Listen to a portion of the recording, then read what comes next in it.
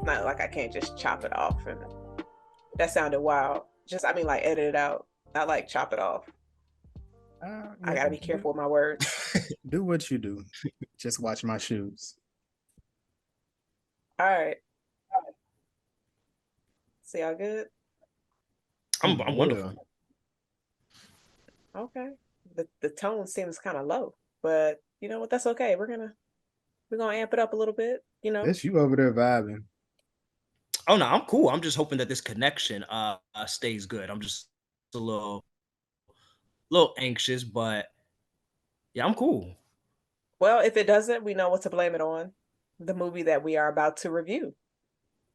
So, what's going on, everybody? Welcome to the Was It Good Though podcast where we pretty much, we discuss, review about movies and TV shows, old and new. I am one of your hosts. My name is Jazz. I'm joined with my co-host Jason. How you feeling this evening? Good, man. I'm blessed. Can't complain. How you doing today? I am well and blessed this also because I had to make sure I sage, and we have a returning guest. We figure, the movie that we're going to review, we had to bring Chris in. Chris, how you feeling? I'm doing good. Thank y'all again for having me. It's always a blessing to be on here. So thank y'all. I love talking movies with y'all. Thank y'all for having me again. That's what's up. For anybody who is listening, if this is your first time, every time you hear the term blessed, please be sure to take a shot or share the pod. So that's a challenge that I'm putting for everybody. But the movie we are reviewing for our episode 72 is the latest The Exorcist movie, Believer. This movie came out earlier this month. Actually, no, the end of September, excuse me. So currently it's still in theaters. It's not streaming anywhere yet, but so we'll be discussing it. So that means we, of course, will be spoiling it. If you don't mind spoilers, just keep the pod on. But if you do, before you turn the pod off, please be sure to like, subscribe, rate, review. We love hearing feedback and follow us on our socials as well. And I want to go ahead and give a warning. If you have seen this movie, there are topics that are very tough to discuss. And we will be discussing it, of course, since it's in this movie. And this will not be a serious episode. So this is your warning now. My voice may sound like I'm being serious. Yeah, this is going to be a very sarcastic and inappropriate episode. So I just want to go ahead and put that warning out there now, which means, this is your warning that, cursing, profanity will also be included. So if you want to let your kids continue to listen and watch, that's what's up. Tell them to drop a rate and a comment as well. But Jason, we are going to roll it to you, my blessed brother. All right, man. What's a God to a non-believer? What is it? Can you answer that, Jazz? No, I got nothing for you. Chris, what about you? Are you able to answer that question? Well, I love the Watch the Throne reference. That's a great album that I love. That I feel like has aged well. But yes, I like the. Did Jay say that? Was that Ye who said that? Or Frank was it Ocean, Frank actually. Ocean? Oh, that was Frank Ocean. Okay, Mm-hmm. but that song's fire. Man, so we gotta start this movie off, man. The tone also always has to be set. We want to make sure that we address and we get to everything when we go into the opening scene, man. So we got Victor, um, out taking pictures of some dogs. So I'm gonna also say before I even get into it, I hadn't watched the first movie prior to seeing this. That's my disclaimer. I did watch it afterwards. So Jazz, you were right. There's a lot of different images, a lot of things that go back and forth between two movies. So these dogs, there is a scene in the original movie of these dogs just going like rabid fighting or whatever. So that was a nice callback. We get introduced to Aaron's wife. She's walking around pregnant. They're in Haiti. Little boy walks up, wants to give her a blessing and a gift and some blessings. So she goes to this room. These women praying over her, spitting on her feet, going crazy. I recently seen a picture or a video like this. So they were like people eating when they're international. And they was doing all these same exact things from the spitting to the throwing the food around the room. to then serving the food. So that's kind of put my mind into. You know, the wife makes it back. She makes it to Aaron. They go to the cathedral, big building, beautiful building. He want to take some pictures. She tired. She want to go back. Well, she doesn't want to go back. He's being respectful of her, and he's like, "Okay, let's go. We can leave. Go ahead and leave now together." He chooses not to leave. Well, she said, "No, you stay. Get that shot. I'm gonna leave."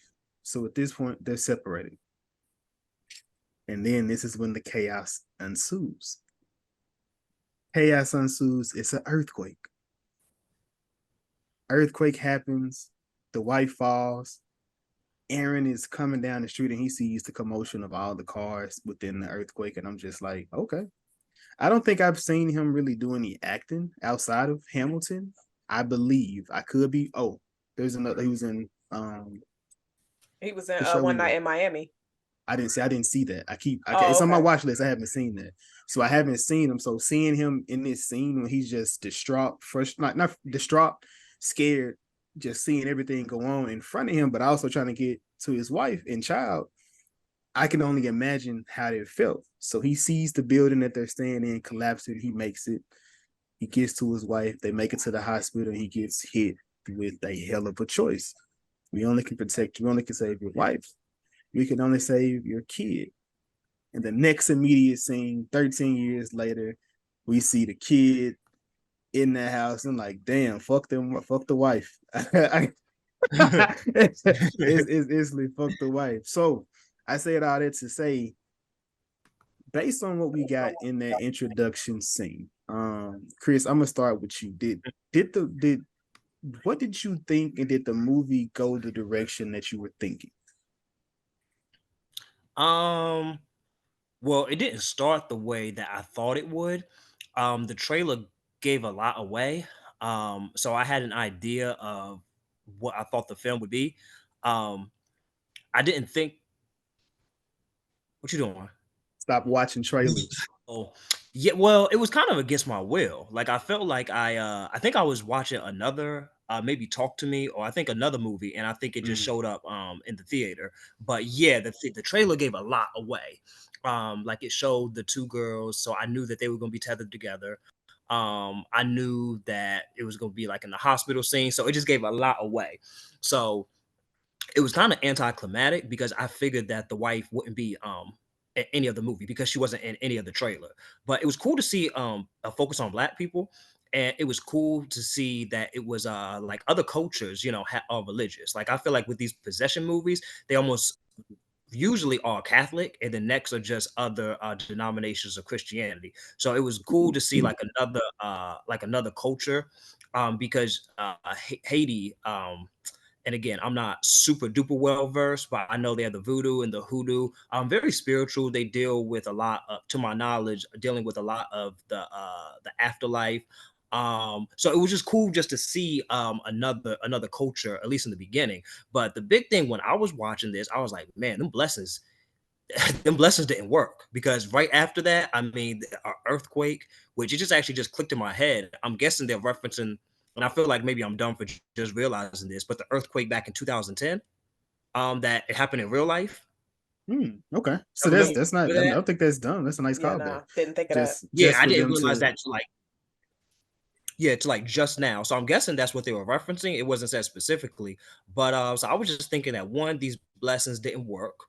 For one, because he, had the earthquake and then losing the baby and everything. Because I guess it was uh, uh for the baby and the mother to have a safe pregnancy. So I was like, okay, it was a good start, but the blessings obviously didn't work. But no, to answer your question, this definitely didn't go the way it didn't start the way that I thought it would, which was actually nice. Okay. So, Jazz, for you, my question is different. So, for you, my question is going to be: you, when we saying this, you was like, black people do not deal with this. However, they introduced an aspect that actually does relate to niggas. So, so I'm gonna ask you now that you see how they related it back to black people or to black culture, African culture. How do you feel about it now? And let that be kind of same question as far as the premise of the movie and the direction that you think that the movie will go in the direction that you see? So when it opened up and it showed us the caption of them in Haiti, I immediately remembered when I said this movie gonna be trash because Black folks don't fuck with that shit. So yes, I was excited about seeing that, and I was just like, okay, I see how they're going to incorporate that. Good job, writers. Because if we didn't get that, then I would have just been like, come on now. Especially seeing how what they were involved with in the woods. Now we seen Talk to Me, but I was just like, nah, you know, these two young ladies seemed a little too young to be dealing with anything like that. But but I suspected like the mom probably actually no, I didn't think she would have died. I thought it was kind of strange because I was just like, okay, she seems very far along in her pregnancy. So I'm like, y'all on vacation? I immediately thought of that because I was just like, normally women, depending on how far along you are in your pregnancy, they pretty much tell you not to fly. So, but they might have got on a boat to get that. They might have been on a cruise. It's a possibility. This is true. But I doubt it since they were staying at a hotel. But did either one of y'all watch the trailer? I'm sorry, Jazz. I did watch the trailer and it didn't have me excited. I was just like, okay, if it come out, it come out. I kind of wish they did not give us the fact that the OG was going to be in this movie. I think that would have been a really good surprise. But I think the reason why they did that is because to get more viewers instead of seeing it as another possession movie and to try to connect it to the original. Because based off that, and then when I saw Leslie in this, I was just like, oh, this might be fire. But then when I saw his daughter was possessed, I was like, actually, never mind. But I will say, I honestly feel like the wife would have survived if when they were in the cathedral and she was like, my feet hurting, if he would have just rubbed her feet for her for about 10 minutes. You think that would have delayed anything? Or she would have been able to escape? She would have been able to be with him instead of going back to the hotel. She just needed her feet rubbed. This is true. Feet rub save lives. This is true. So this is true. And then we get introduced. Jason, do not watch the trailer at all? So I did. I watched it at least once. When it initially, but I don't remember that. Like I told you, when I look at movies, I time them. So when from where I'm at to when I make it to the house, trailers are about 25 to 27 minutes. I make it at 23. So I see that last little trailer. I also don't want to see Nicole Kidman walking through the theater no more. So I make it in enough time to miss that. So yeah, I time it. It's a science. That's clever.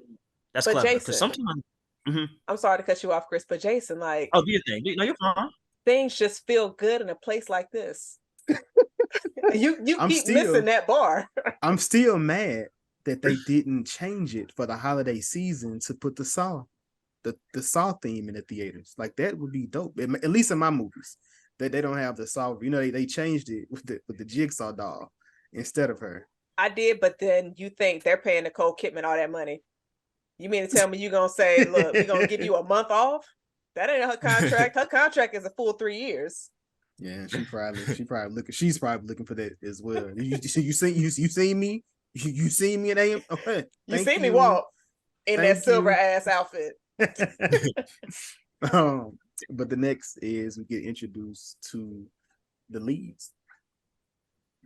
So prior to do this, they have this little fortune teller in the different scenes, kind of reminiscent of when he was taking the pictures in the beginning. Would you play with them when you was growing up, Jazz? The fortune tellers? I sure did. I had a bunch of them. I had my husband in there, my car, the kind of house I was gonna have, how many bedrooms. Yeah, lying to myself, but as a kid, it is what it is. So I guess we see the family dynamic here that's going on, which was similar almost to Reagan and her mom in this opening scene. Daughter in there. She had just watched a documentary. I thought the documentary that she watched was the one that was reminiscent of Chris, but I see it wasn't. It was just about, I'm assuming, pork, food, or whatnot. And you just see the relationship with them and this I guess, this game of cat and mouse, and he's trying to scare her. Well, she's trying to scare him, and then he comes back, and he ends up scaring her, in the house. And then you see they make it to the school. Well, on their way to school, she has a scarf. She has a scarf on her. He kind of questions her about it, which he's kind of protective because we find out that's his wife's scarf. And we see, well, this is the wife's scarf. They get inside the car, and he see that the trash is still outside because the neighbor is barking on him like, you ever get your trash? Like, you just don't leave the shit outside. Like, and I understand that because anything can happen. You got trash outside. You bring in raccoons and different type of animals. Like, just take that shit back up to take that shit off the street. You're making the neighborhood look like shit. You know what's funny? I seen raccoons last week. 3 teenagers running behind my house, and I was just like, "Where they going?" I was just looking. I ain't gonna investigate because I don't do that. That ain't in my complexion. But I was just like, "All right, okay." But yeah, clean your shit up. So you know. But then we make it to the school, and Dad trying to talk, and you see Catherine's father. Catherine's father, he honking the horn, going crazy. The kid not even out the car. The door is still closed, and he's just going like, bro, what's up? What's up, dude? So this kind of lets me know that the family doesn't even really know each other. First off, but then you see, the 2 kids. Well, you see the different dynamic in the family. So, Jazz, I'm gonna ask you, what did you think about about Angela and Victor, their household? This is, of course, yeah, I know. They kids is wild. They don't get beat enough. The kids, but obviously it was a more religious household. That's Catherine, but you can take Catherine. Wait, Angela is Catherine was religious. Angela wasn't religious at all. Got you. Yeah. Okay, who did you ask me about? Angela. Oh, Leslie, and yeah, call him by his name, like Bar. Come on, I don't know Victor, but I actually enjoyed their relationship because obviously they were very close.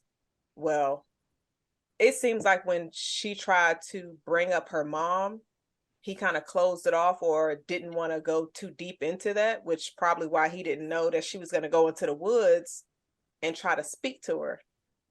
And she also seemed like she wanted to have more belief in religion, which is why I'm assuming her and Catherine were so close. But I'm curious because Catherine knew Bar/Leslie's name. Because when Angela was getting out the car, she was like, "Bye, Mr." whatever his last name was. Mm-hmm. And he said her name, so he knew her, but their parents didn't know each other. Okay, so I'm gonna be just this is me. So I'm in that I'm a daddy, so that's one. But the daddy that's beginning to know the kids, and that's so weird to me. Like hey, Mr. Wallace, and you going to did that, and as far as when it comes to it. So I don't know them little girls' daddies and mamas. Like, I met them recently because we did a birthday thing. Like, I see them then, but outside of that, I wouldn't know these people. So it's a real thing. Yeah, I feel like that's realistic. Go ahead, Jazz. No, you got it, Chris. No, I was just gonna say I feel like that's realistic because, like Jason was saying, like unless you having like a birthday, a sleepover, or unless your parents come to school, you only know the kids through the children. So like Angela may say, "Oh, I'm hanging out with my friend Catherine," but she doesn't ask. Victor doesn't actually know Catherine's mom and dad until they actually meet. So that's actually pretty like it's just he just missed what was it, Fielding? Was her last name? Yeah, Miss Fielding. Yeah, Fielding is I think the last name. So I feel like that's not unrealistic that like the parents don't know each other. I feel like that's real. And also, if they don't, and also the other part is they weren't neighbors. So if they were neighbors, I think that would have actually changed their dynamic. So then we neighbors, we kind of do know each other, in that. But I think they kind of did that to ensure the little beef they had between them. Do y'all know y'all neighbors? Yes, actually, I do. Yes, you talking about current neighbors or growing up? Current. current. I mean, I live in an apartment, so I do know. I don't know their name, but I see them, talk to them, not on a name basis, but enough that if I see them, we chop it up and talk, but not like first name though. Yeah, Okay. I'm saying. I mean, that's you too, Jazz, right? You don't. I mean, you might know. You know your name and name. No, so my neighbor just recently moved. Oh, So I so have she's not new there no more. neighbors. No, she's not. And the people that live Okay. on the other side of me, they don't speak to me at all. And it's weird because they're black. So I'm just like, Dang, so the that's white neighbor crazy. was really welcoming, but the blacks were not. So I mean, That's I actually not surprising though. I've Not been here like for saying 2 years. So I done It's got to the not. point to where I don't even acknowledge y'all. Like if they're outside, I don't acknowledge them. I have nothing to say. It's crazy. um, and I guess within that, the main thing I like to point out with both of the girls is daddy, he clearly ain't on top of his job. These kids lying, sleeping late, they ain't doing their chores. Um, they snatching food, running around the house. They running them up. The kids are running. The kids are running. The kids are running the house. um, and so the kids get to school and they begin to set this. They set this plan up. Why didn't they just pass notes? It would have been so much easier to pass notes as opposed to whispering. I didn't even notice how annoying that was until I was listening to this scene. What I you think, guess Chris? I don't know. That's a good question. I mean, maybe like notes, they feel like passing it back and forth, they're easy to get caught. Where if you just whisper, maybe feel like they can just not be heard. But no, they were very annoying. Why weren't they But texting? that's a maybe they're not allowed to have phones. I don't know. I mean, because Angela had a phone because Leslie slash Barr called her when wasn't at the house. Now, but I mean, it could have been in their lockers. So Yeah, whispering but is also bogus. maybe I was confused about something. But the girl Angela was talking to wasn't Catherine. I thought that was another black girl. Or am I It mistaken? was. It No, it was was. Catherine. Catherine is the girl, her friend, the one that she went to the woods with. The Yeah, girl in the room was Let's call uh her Jessica. no. was she Well, black? I thought it was another black girl though. it She's was black. another black She is girl. black. Oh, okay, okay. I thought I was tripping for a second. Okay, so she was whispering. What was the purpose of that scene? Because it The, wasn't Catherine. it was basically to set up if I'm gonna tell my dad I'm staying at your house to do Oh, homework, but oh, I'm actually going into the woods with my homegirl over here. So Yeah, just same. keep oh, that that could lie have been up a for text. me. But they both used to Oh lie. yeah, that Yeah. definitely could have been a note then. Okay, then that's something you don't need to go talk back and forth with. That's one note. Like, can I just? I'm a lie. Say say at your house. Check yes or no. But I guess but I guess the girl was just like, I don't know if that's a good idea. I don't know if you should be lying. So you gotta add that extra dialogue. Like, listen, we cool. Just need to go to the woods, speak to some spirits. It's gonna be a couple of hours. Tell my dad I'm at your house. I'll be Yeah, I think home before he I mean, notices. I guess. I mean, I'm with you though. That definitely could have been a text. That could have been a conversation in between Classes. class.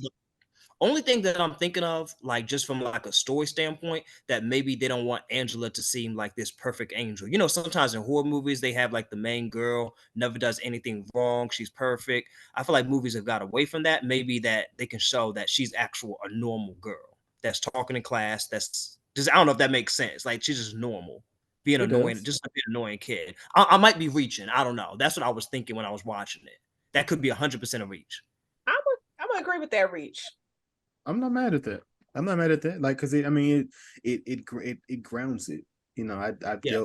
I recently dealt with my own situation with my oldest kids. Like, just some situations that make you remember, like you do have to still parent. Like, you still have Mhm. to be, in those situations. So now it's definitely real, definitely real. Um, but of course, at the same time, the kids are setting up plans. The father is also setting up plans. I like to bring this up because, of course, Victor's neighbor, which is across the street, he's super religious. Like, he at the church, he going crazy. He like on the he giving me Brandon Mack vibe. Remember the episode of Brandon Mack? He went to church. No, oh I don't. man, Nah, I'm Oh not gonna man, lie. I've only seen a handful of episodes. Don't oh take my black card. Bernie Don't Mac take my is a black card. I'm it's sorry. a class. I'm not here to provoke black cards, but he went to church. Not today, Jazz. Not today. Not Jazz today. having flashbacks. Listen, Jason tried to take mine 2 weeks ago. No, you deserved it though. And You then Chris lost it. tried to What you take mean? mine on the daggone Twitter timeline. Jazz I ain't You lost it. deserved What forgot. you mean? I ain't Jazz, lose nothing. you played the game and you lost it. Chris, Did you not play the game and did you lose? watch the episode? Did you watch the episode? Yeah, I did. Yeah, I did. You watched the whole thing? Yeah, I listened to it. I was at work, so I was listening to it. So you mean to tell me, like, I was winning the entire time? Yeah, it don't matter what you did. Yo, what that fuck means. all right, let's Quarter focus. mile, Let's quarter bring it mile back. or a Let's mile. bring it back. Just Yes, because if I you don't fuck with Mike Jones, that's like, You that's have not even a multiple solid question.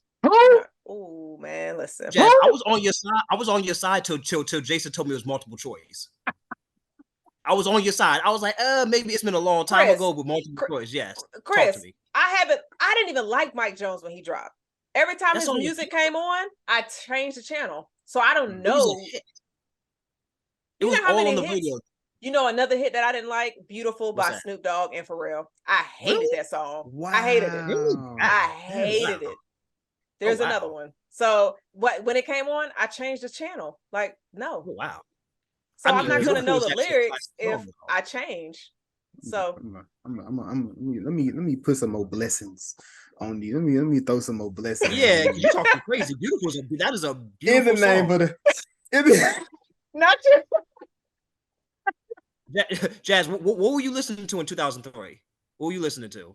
2003. Oh, you know, I was listening to some Nelly, some Ludacris, Okay. some Little John, some Young Bloods. Okay. Ooh, yo, some T.I., some Lil Wayne, Jay-Z, of course. Okay. Yeah, every time I do a playlist and I ask Jazz, when I come to Jazz, she's all her music comes from like her high school playlist in 2000. Yes, I love it. Okay. It. Okay, Mike Jones okay, ain't on none of that shit. And if Jason ever make me a playlist that got Mike Jones, I'm removing it. I'm gonna say, Jason, I need to edit this or remove this nigga off my playlist. I don't want to hear none of that. I mean, I'm not saying he was a great rapper. I'm just saying it was a very catchy song. He was. Do you know the number that Alicia Keys was that she gave Mos Def? If you gave me multiple choice, I would. Get the fuck out of here. You don't know that. He didn't give him a number. Ha! Trick question. Chris don't know shit. Black car gone, nigga. Hold on, I said you gave me multiple choice. If you put no number on there, I would have picked that. Fuck all that. You wouldn't have picked it. No, I would have put that. No, I'm probably lying. Right now, she stole his number. Listen, She all I need to stole know his about number. that song, she was giving that man fish and hot chocolate. That's all I remember. That's what That's he was all you need to ordering. remember. Now, He that's was a ordering horrible. that. That's a horrible combo. crazy. Now that's a That's horrible combo. crazy. You talk about fish That's and a spaghetti. wild combo. Hot chocolate and fish is horrible. That's Jason, crazy. we're not doing this. We're not. I know. I'm I'm off of it. But back to the movie. Oh yeah. So I brought up because the neighbor, he's super into church. You know, he's trying to get the dad and the daughter to come to the church.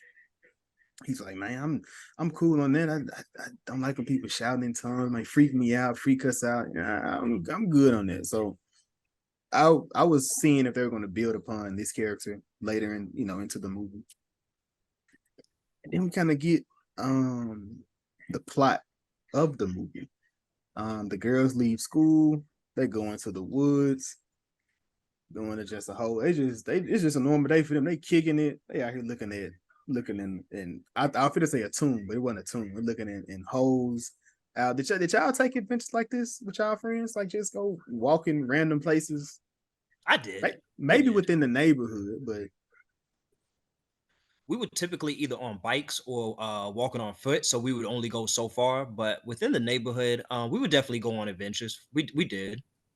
Mm-hmm. In the neighborhood for sure. Outside the neighborhood, no. I watch too many scary movies to just be on some let's go on an adventure. I saw what happened to what was his name? Andy from It. I got you.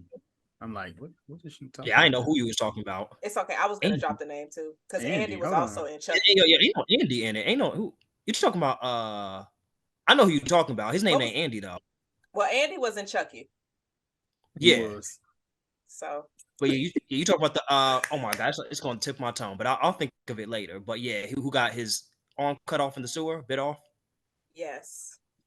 Yeah, But nah, I wasn't on no adventures like that, Georgie. Jason. Georgie. Thank you, Was a thank creepy you. ass name like that. My friends and I, we were always pretty deep, so I was never too concerned about that. We typically would never less than 4 deep.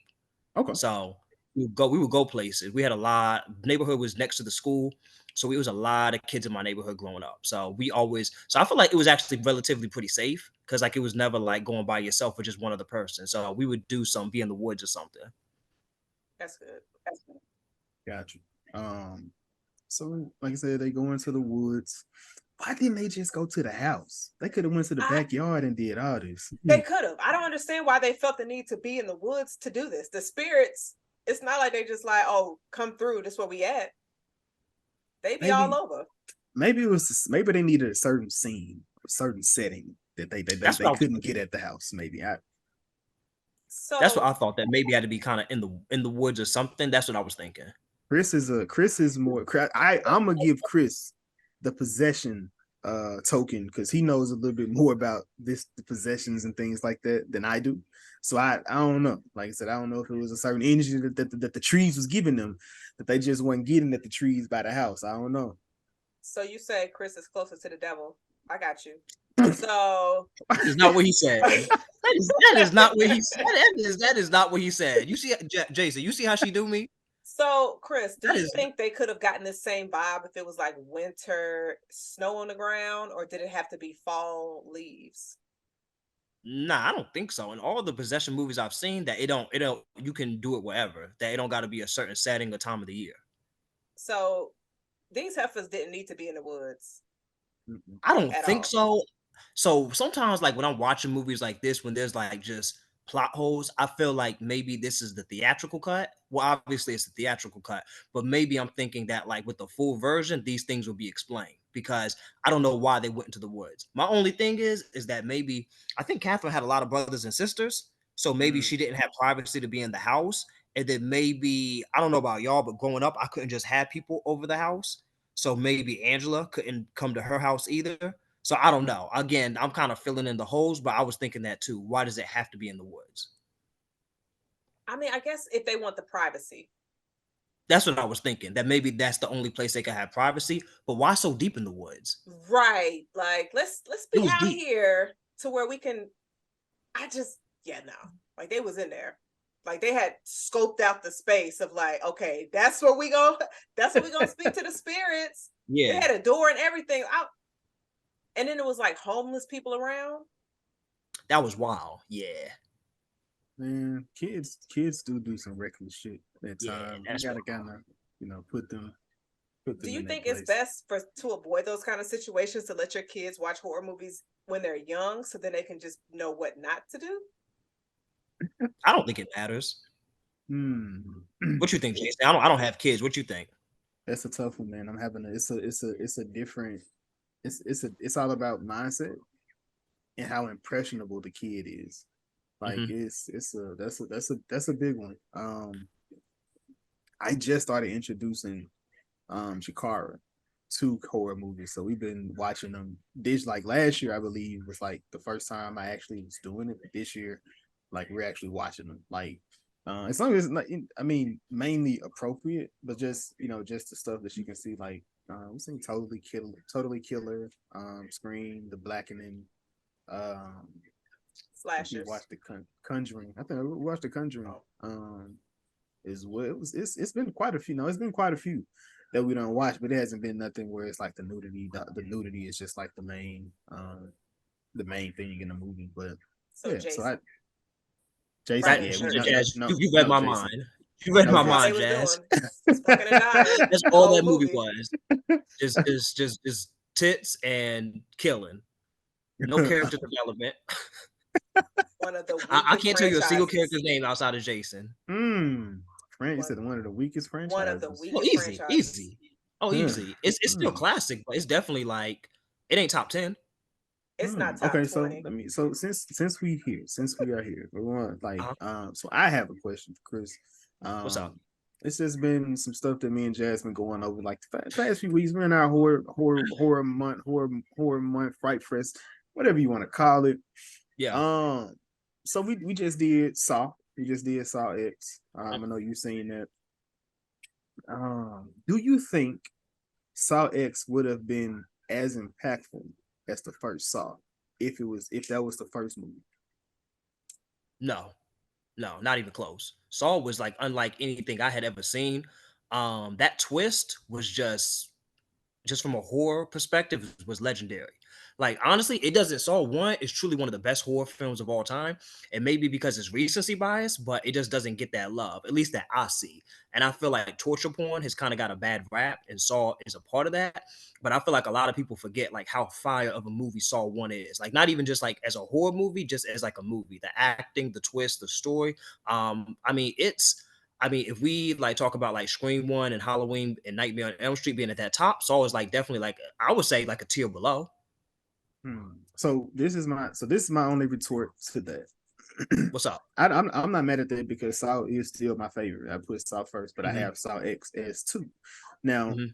Saw X, the reason I feel it people look at it that way or the people Hmm. have high regard for it is because it kind of goes back to the original movie.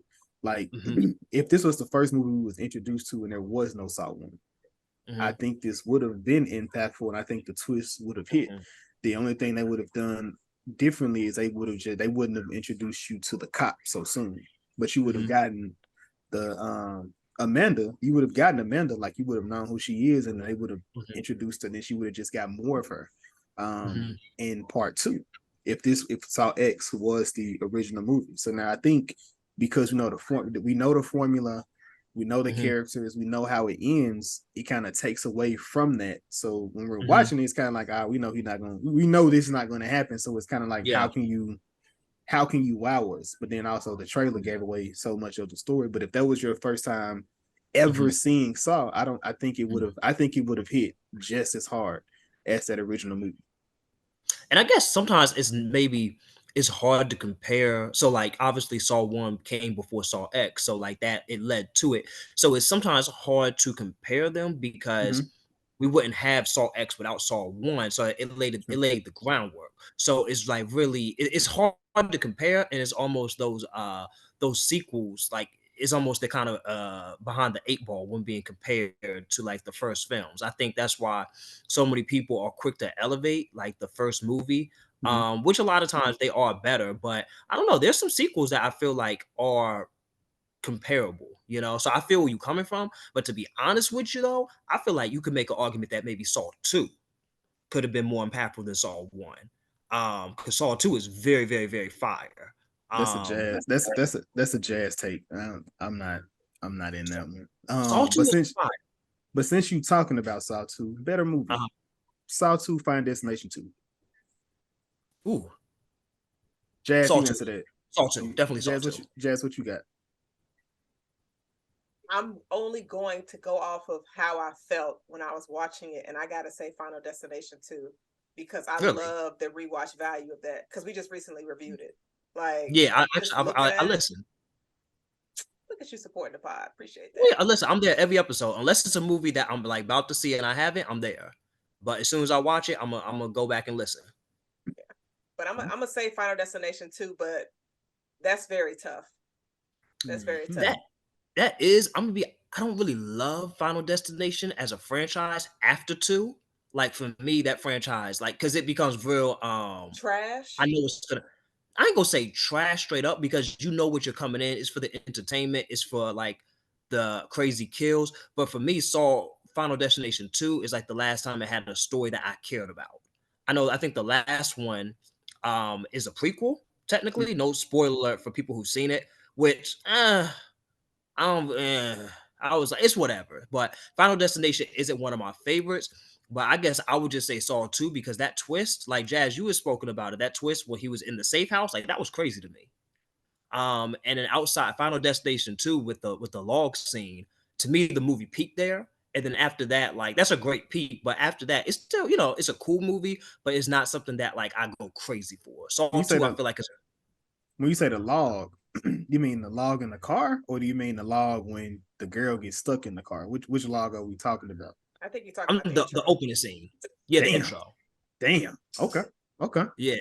I'm not Uh, I don't love Final Destination. Like, it's not. I'm not gonna say it's whack, but if I start naming franchises, there's a lot of franchises that I will probably put ahead of it for sure. so would that be with Final Destination being your bottom franchises? Maybe mid pack. Mid-pack? Especially if Okay. I'm going with movies like with at least 3 films. It's top 20 for sure. I ain't mad at that. Yeah, I'm gonna show us respect because I think, like Jazz, you mentioned that it's actually one of the most financially successful. It does well. It's popular, so it Mhm. deserves its respect. It kind of kept horror movies alive in the 2000s a little bit, like kept them profitable. Not saying like it only did it in the 2000s. What other It franchise? was a lot of stuff that dropped in the early 2000s that was fire. Now, I won't say like franchises, but I would say you had a lot of horror movies that dropped that was just like one and done. Like, Yeah. I'm gonna throw Dead Silence out there. I'm gonna throw The Descent Mhm, out there. I'm going to throw mhm. Dark Dead Water was Silence. trash. I won't count Dead Silence only because that's like part of Saw. Like that's like a is it Just because it had the same producer does not mean it's a part of Saw. That's not same fair. writer director. Well, it's the same. But He just you, did he was Saw was Jason, going on at the same exact if time. you do two That's what different it was movies, selling me. just because your hand is in it, don't mean they're in the same realm. No, Saw is its own franchise, and do you have Dead Silence? It's a Those doll. movies. It's a doll killing people. So he just took Billy and made him a killer in another movie. I mean, you got Megan and you got Chucky and you got That's Annabelle. not the same. That's not no. Just the person that made Chucky, Annabelle, and but hold on, but and Jason, they didn't you're make saying, they didn't make the same things. But anybody that watches Saw and then watches Dead Silence, if you do not Yeah, tell those are them 2 that they different have movies. they're 2 different movies. Yeah, those are 2 different. If The anything, movie, I would but say the movie feels, looks, and it almost feels the exact That's same. not It's just a I different don't that's feel premise. that. that, Nah, Jason. Nah. Yeah, I don't feel that, bro. Nah. Yeah, I don't see that. Y'all are Nah. crazy. No, Y'all you are I went to the crazy. movies to see Dead Silence, bro. Those I are 2 did too. very different I didn't see it. I franchises. didn't see it at the movies. I watched it. Really, If I you- just Even if really you watch watched it it recently. crib, bro. If you get somebody I feel like Hostel is are more similar than Dead Hostel Silence. is, yes. Hostel Yeah. is definitely Oh yeah, more how's on yeah us. to Saw. Yeah. Yeah. But Dead Silence, Yeah, no. for sure. Like, People wasn't getting cut up in Dead Silence. Like, Dead They were getting their Silence not that tongue. They were getting violent. their tongues cut out. Why not? it's not, no. I mean, Yeah, it ain't the same. what I mean by that is same you can tell the same person made both of them movies. You can tell who made them movies. The same exact person was behind both of them, and it feels the same. You make it All right, seem Jason, let me like ask you a question. Let me ask you a question. So, have you seen Malignant? I have Is Malignant and Conjuring like the same movie to you? Malignant and Conjuring. Yeah, Not at all. because James Wan was a part of both of them. I know he made it different, and James Wan is in Saw, and he's also in Dead Silence. That's my point. None of He those, can make none of those movies he are can alike, make bro. he can make them different. He could make them different if he wanted to. He's not. It's not. That's just. I mean, and it's okay. for I anybody don't know, who dog. has not seen Dead Silence or Saw, or if you've seen those movies, please go rewatch them. Let us know. Did you They get gonna the feel. same feel? They're gonna have the I don't same see it, feel. bro. It's because I it's because of how how they're shot and those little voices that they have, and just like it's so Jazz. You often say I'm watching the movie to see if I can see so and so stamp on it. That's what I mean by that. You can tell it's the same exact people, same person. Okay, I think I know what you mean. Like So- that's what I mean by feel. But Okay, see, I know what you mean. so let me ask Go this, ahead, because Jazz. I know if we're looking at a Sam Raimi film, Exactly. you can see his stamp. But James True. James Wan, what is the stamp that you saw in Saw that you also saw in Dead Silence? Go rewatch it. You will see exactly what I mean when I watch. But we're gonna see 2 different things because I never. Because I asked you, I said, shit, did the people from Saw do this or something? Because this ain't just like this feels just like Saw. I watched it recently. Remember, I watched it recently, and I was like, so Jason, it's almost like if Jimmy Jam and Terry Lewis, I can see like their mark on different artists, or like when Prince wrote a song. You know what I'm saying? Like, even if it don't sound the same, it kind of has that feel to it. You know, like it may not like because I understand it's a person setting traps as opposed to these dolls possessed with whatever. I really don't even. They were possessed. Okay, there was okay. I thought it was just a woman doing crazy stuff, but yeah, you know what I mean. Like, okay, yeah. So there's, okay. I mean, I I'm following understand. what you're saying. Okay, I'm following what you're saying. It's different. Like that part, it is different. I'm just confused a little bit. But I had one more question with this, and I'm gonna get back into this movie. Last question was me and Jazz had an argument, which I think I know where you're gonna stand on this, but impact on people, or even you can say impact on people. Which one had a more major impact? Final Destination 2 or Scream? Or maybe just you. We could say just you. Which one is more impactful for you? Okay, so on people, are you talking about the Final Destination 2 scene with the log scene, or are you talking about as movies? We're talking about the log. What is it? Which how you want to do it, Jazz? I'm gonna let you pick. So basically, if you were to take everything that you got from Final Destination 2, obviously the log scene is the one everybody remembers. And then you take what you got from Scream 1. Which one had more of an impact on society or yourself? I'm going to say on myself and society. So I have two answers. On society and myself, I'm going to say that log scene. But on the movie industry, on horror movies, I'm going to say Scream. Like as for films, Scream is much more influential than Final Destination. But like I was riding in the car the other day, and if I get behind someone who has logs or any type of thing in the back, they could be like, can you get from behind them? Instinctively, I do that. So that's directly from Final Destination 2. Anybody under 35 doesn't want to be around behind like any sort of truck with something in the back bumper. But I feel like Scream changed or revitalized and helped change horror movies. Final Destination 2 can't say that. So, but on people, I would say definitely for sure, I think that has had like a more day-to-day impact than Scream. Okay. Let me ask you a question. When you get a phone call and What's it up? says unknown, do you pick it up or do you just let it ring? Curiosity sometimes gets the better of me. So I used to before them scammers started going out of control. But I used to just out of curiosity, I would sometimes, but not anymore because it's too many scams. Chris is a daredevil. You knew that. All right. What y'all think gonna happen if you pick up an unknown number? What y'all think gonna happen? It's just for the simple fact, like after Scream 1, about 75 to 80% of people got caller ID. Prior to that, people didn't have caller ID in their homes that much. So I think Scream's impact was kind of not as, you don't really think of it, but it kind of changed how we answer, like the importance of caller ID of people. I mean, we're so used to it because like it was Scream dropped in 96. We wasn't getting no phone calls in 96 like that. Well, I wasn't. I don't know what y'all was doing. Y'all niggas was smoking cigarettes and shit. So, but I'm just saying it just pass out there. it just I know my mom be listening to this. Yeah, don't let her. Yeah. Sure. They don't need to know that. I dropped a warning at the beginning of this episode, but it kind of embedded itself into like our everyday lives. So to be honest with you, that scene's because I watched Scream 1 and I can't even tell you how old I was when I first saw Scream, but it wasn't in 96 when it came out. I watched it when it came out. Really? Yeah. I was probably like a year later. I went to the movies and seen Scream 2. Oh wow. That was the first one I seen in theaters. Yeah, I was 7. I don't think I saw Scream till like maybe like the 2000s actually. Yeah, I think I was like maybe 9 or 10. So I can't really. So it's hard to say because I didn't really realize that impact of caller ID. I remember having landlines without it. But I think maybe because I hopped on the screen so late that maybe that's why I don't see that impact. Right. Got you. But back to no, she didn't. She eating. All right, cool. All right, back to the movie. So the girls out in the forest. They try to talk to their mom. We see what's going on there. Next scene we see Victor. He's in the studio. He taking pictures of his family. Family chaotic as hell. The jackhammer going on outside. You got the dogs barking, just all these different things. So I feel like this thing was like just showing how annoyed he would probably be when he got home. So he didn't want any more annoyances.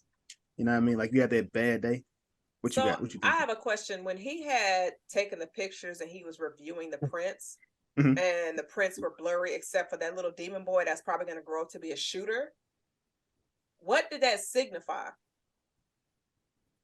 I don't know, Because I thought if he was at home, I would have been like, maybe the demon is in the home, but he was at work. Yeah, he was He at wasn't work. even at the house, so I don't know. Because I'm What that curious, little like, was that the same time that the girls got snatched up, dragged to hell? But that seems kind of weird for it to reflect in that picture. So they didn't really go back to that, and I watched this twice. So I was just like, what was that supposed to signify? And I was curious if y'all knew.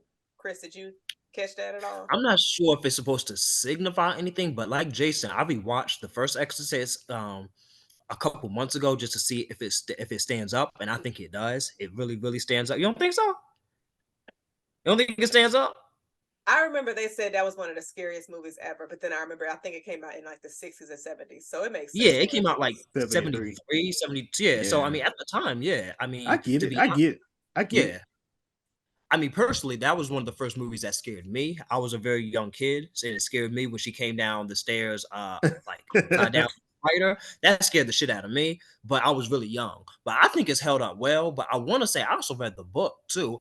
I want to say that when the demon, it has a different name in the first one in the book, but when I want to say that simultaneously other things start to happen to people that know the possessed person. So Reagan, when she was started to get possessed, there were other characters, and I want to say that weird shit happened to them simultaneously. So maybe that was a callback to the first film, because other than that, I'm really not sure like why. That could have just been filler.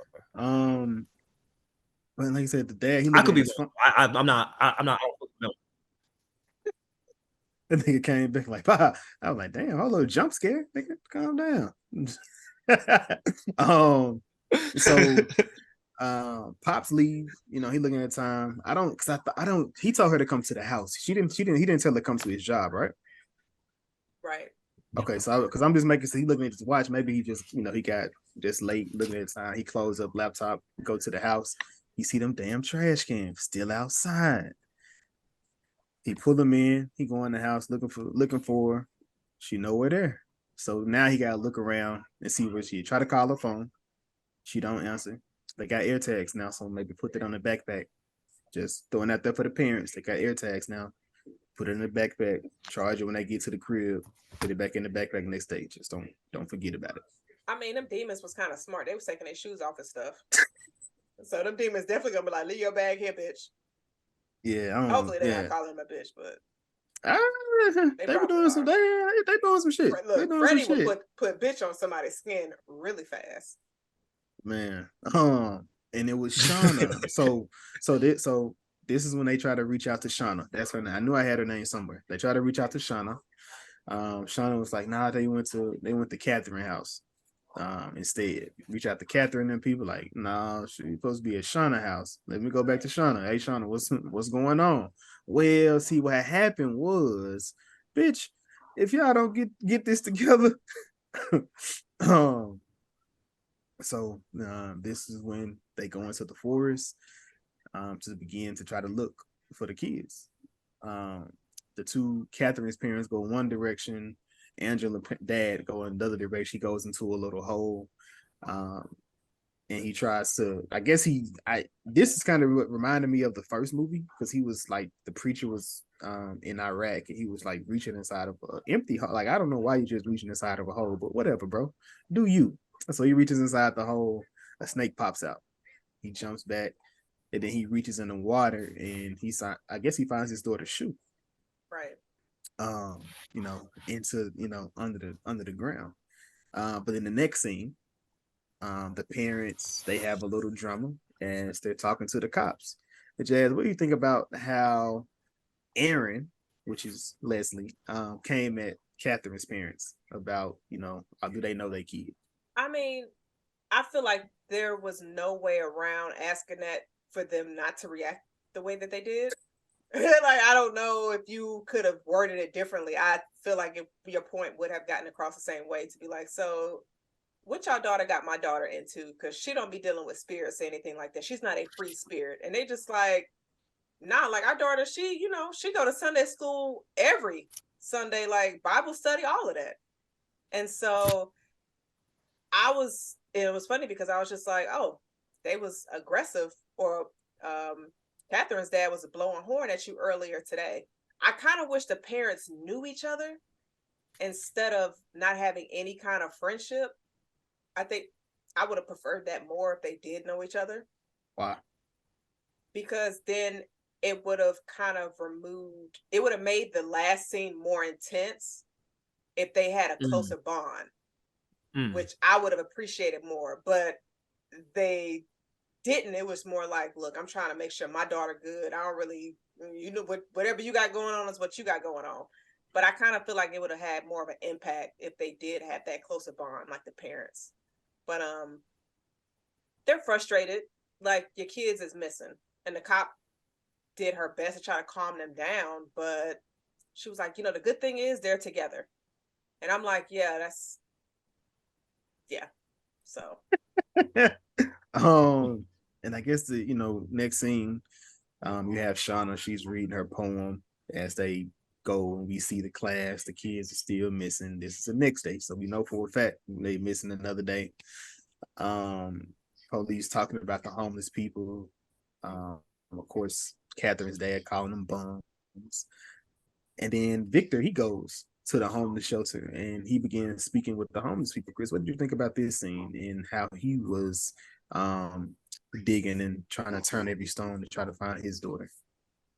I mean, it made sense that that's what he did, but I didn't like that portrayal of homeless people. That he said something. I can't remember verbatim what he said, but something like sexual regarding the girls. And it's like, just because these people are homeless, don't make them like perverts. You know, like they Gotcha. just down bad. So I ain't really like that. They could have just like not said anything at all. So I don't know if they just wanted to. I don't really know what the point of that was. It didn't really do much one way or the other. But I ain't really like that they, just made the homeless people look like that. But in terms of Victor, I mean, I feel like he did what. Again, I'm not a father, but I imagine if I had a missing child, I mean, there would be no place I wouldn't look. So I definitely would have went there. So I mean, it just shows his devotion to his daughter, that he loves her, that they have a close bond. But that was my biggest takeaway, that scene, that comment wasn't really necessary. And again, these girls are what, 12, no older than 13. Mm-hmm. So it was just really unnecessary. So with that scene, I get where you coming from. I do feel like it was just to play up the tension, just to show how frustrated he was with everything. Because he was giving him good information at first. He was like, you see kid, you ever see kid? He's like, I see kids all the time. Like the kids, they ain't got no place to be. Kids that don't want to be told what to do. And kids who don't want to go home, even when they got everything in the world, they don't want to come home. But then you got kids that's looking for something. Like it's a kid out there looking for something, and they be looking for their mommy. And then that's when it went to Victor. He was like, damn, maybe that's what she's been looking for. And then he said, or maybe they looking. And he took the hot dog. He he took the hot dog and put it in a thing, like, or maybe look for something else. I don't know. It just all depends. Which I mean, I get where you coming from. Like he didn't have to say nothing sexual, but shit, sometimes it's the truth. Like imagine when you was in school, kids. When kids started having sex, they were fucking everywhere. They couldn't fuck it. They couldn't do it at the house. So in the forest, in the woods, that's not off the list. That's not off the list. No, you're right. Like I just think about middle school. Even with my middle school, it's wild thinking about it as an adult. I guess I was I don't know. I took that scene like he was talking about more so himself, not like they was like looking for like a boy out there. That's how I took that. Oh, okay, that makes sense then. Okay, because when he said that, just as a grown man to say that, like that's still kind of weird. So like I automatically always think that, like, why is a grown man saying this? So that's how I was thinking. But what you saying makes sense then, because you're right. They middle school, they trying like wherever, if that's what they're trying to do. So let's go back. Take us Jason, back. you knew some people that was fucking in the woods. Anywhere. I did too, Jazz. I did too. I just yeah. Anywhere. People was trying to like yeah. I'm just saying. I had to think about it. I was like, I did. Yeah. Okay. Yeah. Whew. Man, I done heard so many McDonald's stories and people just doing just they couldn't go home. Yeah, it was savage. It was, I mean, it was truly anarchy, just wherever, wherever there was conclusion, like it was It was for real. Like, I'll be thinking about that, yo. It's kind of wild thinking about it as an Wow. adult because at the time it felt like kind of normalized, but nah, it was ridiculous. So I feel what you're saying, Jason. That's accurate. Unfortunately, but it's accurate. And then of course Aaron makes it home. He sees his daughter's room open. He hear people kind of moving around a little bit. He, peeks into the room, and his neighbor knocks him, not knocks on him, but grabs him from the back. He's like, "Hey, I got Miss, Dr. Beehive here. She's gonna do some prayers and some things in here." He said, "Is she here? Is Angela? No, she's not here. But we're gonna do some prayers. We're gonna send him out. We're gonna put him out there for her." How they get in this man's house? He probably had a key under the door or something. All right.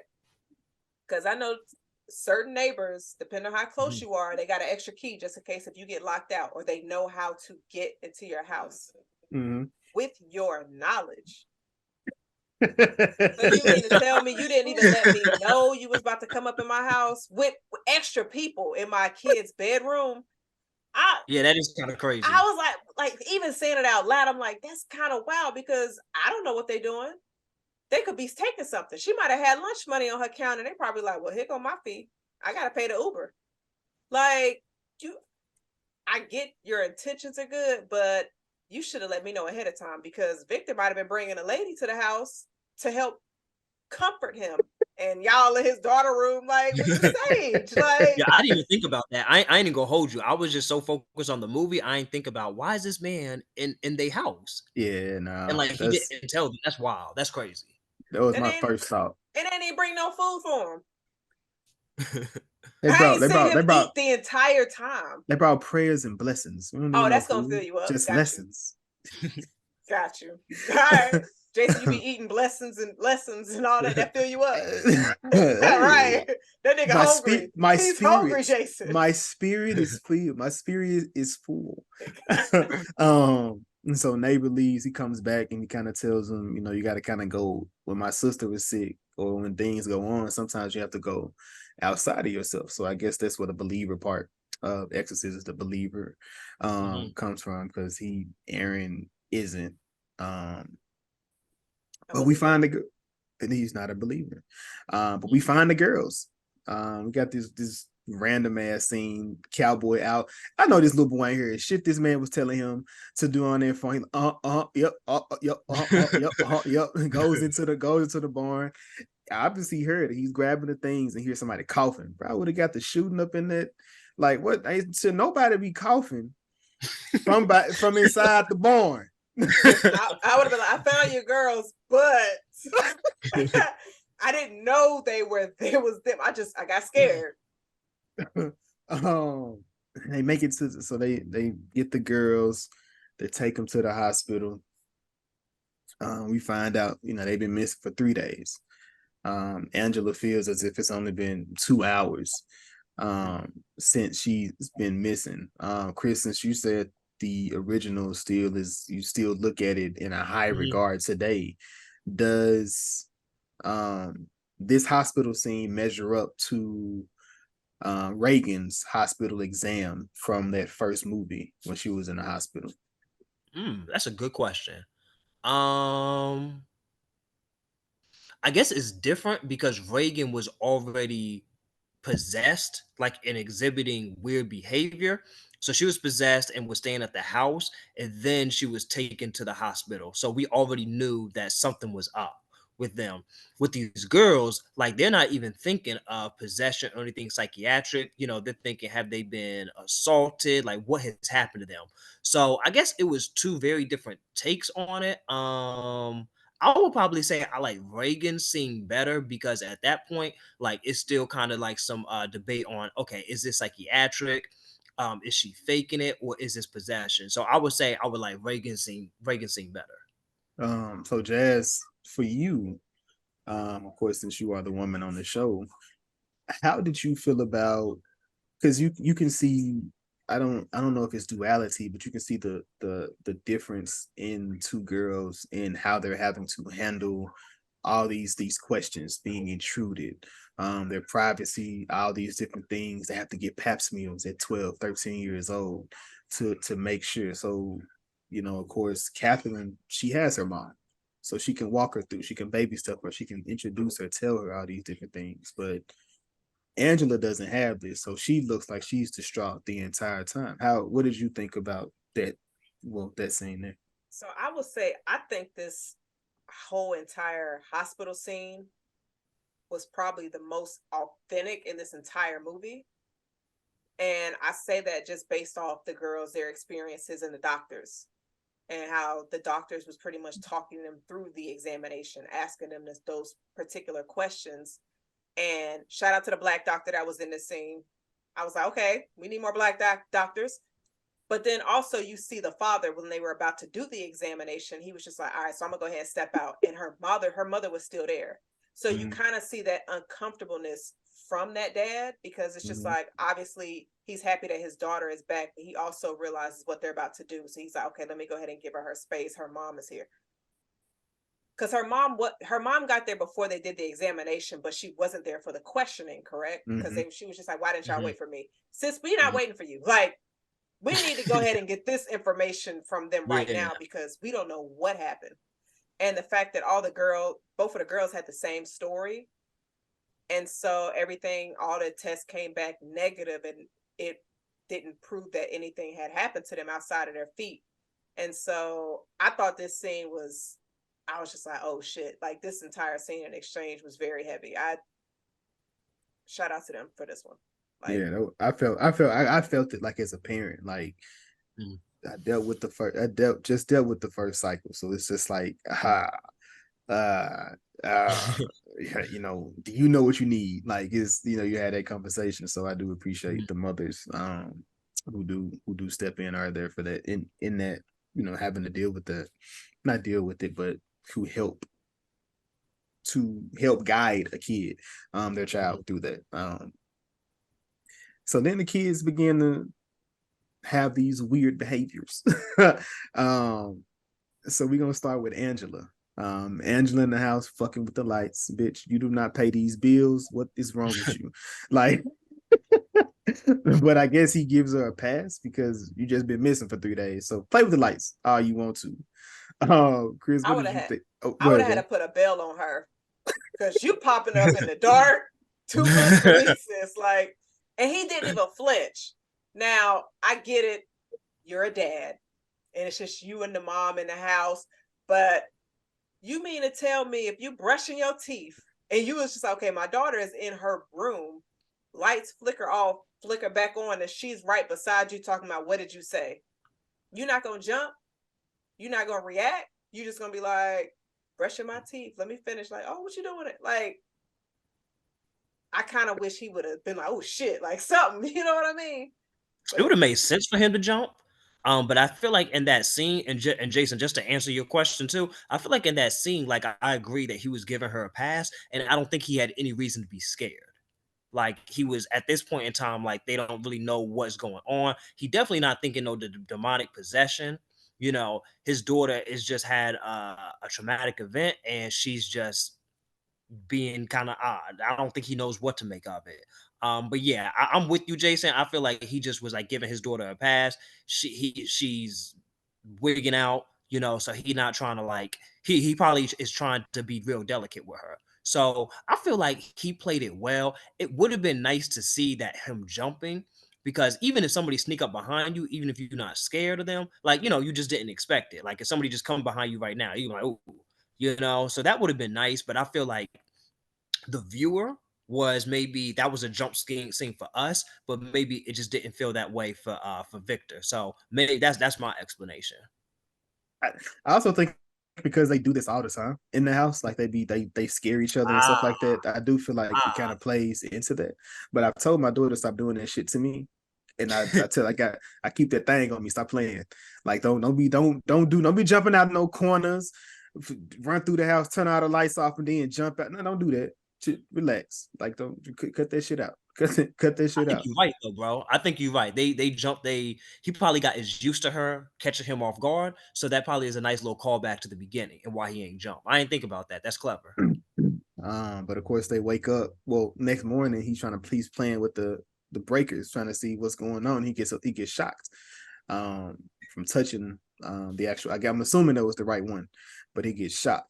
He cooks breakfast, which I was gonna ask, man, who out here putting that? Who got a meal that's gonna get you like you can be down, don't be like, yeah, nah, fuck it, I'm getting this. Who is that person for you, Jazz? Who can make that meal and what is it?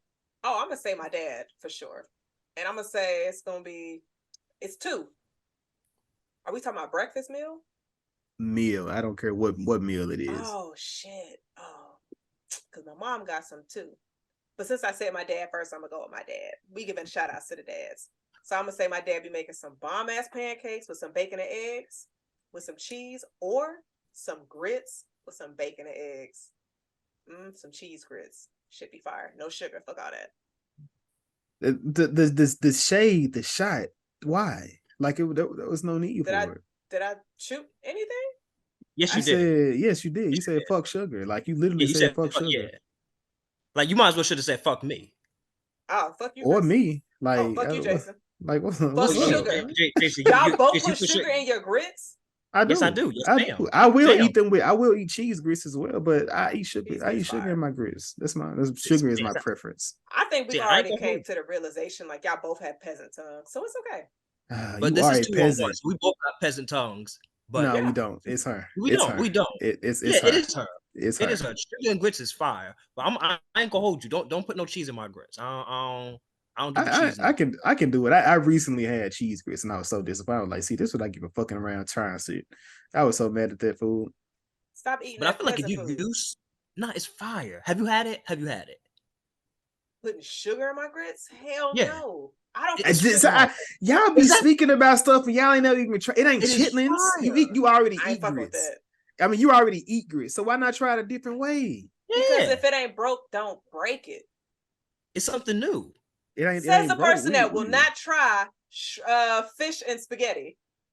Oh, he's trying it soon. Oh, he's trying it soon. Oh, no, I don't mind trying it. We trying it soon. We are trying it soon. We are setting it up. Y'all two the same ones that eat Smack cereal. Oh, Sugar Smacks. Sugar Smacks is fine. Jack, I think you're talking about something different. No, like, we talking about the Honey Smacks. No, like the Honey Sugar Smacks, Honey Smacks. They are the same. It's how they call it. The bag is in aluminum foil, Chris. It's that peasant ass cereal. No, but I know what you're talking about. No, I know what you're talking about. We talking about the sweet one with the bear on it. You talking about that? Jason talking about that damn frog that looked like it got cancer. That's what Jason's talking about. Yeah, my bad. Yeah, I am. Yeah, not the frog. Yes, I'm trying the frog and the polar. And I ate the polar bear too, because they stopped Smacks. They had a recall on them, so I ate the polar bear at the time. I didn't even know there was a polar bear. You deep with it. You deep in the trenches. Wait, I didn't know there was no polar bear. You was fucking with a cereal that got recalled? My nigga, who recalled cereal? Like, what? Jack, whoa. Jack, when last time you ate Popeyes, Jazz? Popeyes? Oh, it's been a while. They closed the one by the house. Oh, okay. When last time you ate chicken? Have you ever ate the Popeye chicken sandwich? I did. I had before after the recall. Before. How you run out of chicken sandwiches but got chicken? Like, bro, what kind of form was they going to? They said it's too many niggas eating this.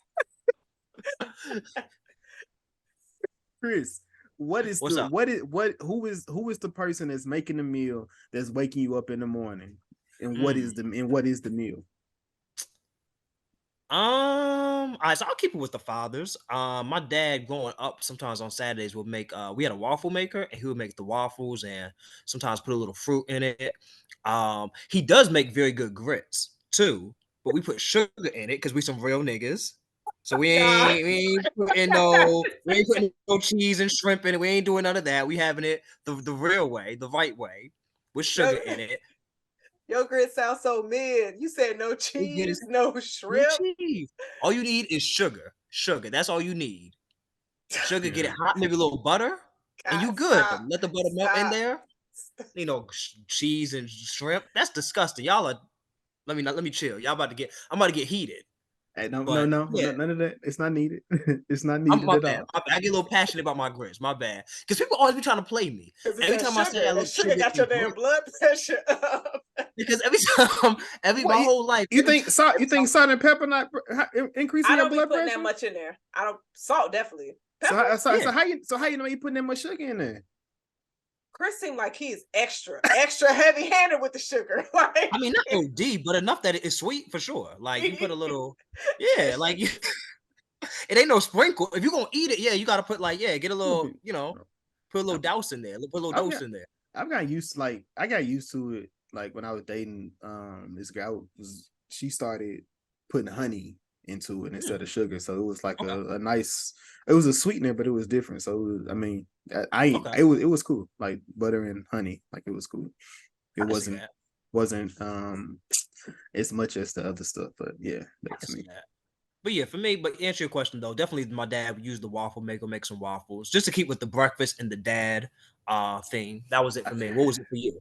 I can't go with that. Unfortunately, I'm sorry. I wish I could, but it was probably my grandma. Man, fishing. I ain't gonna say I'm not gonna use that. But she does.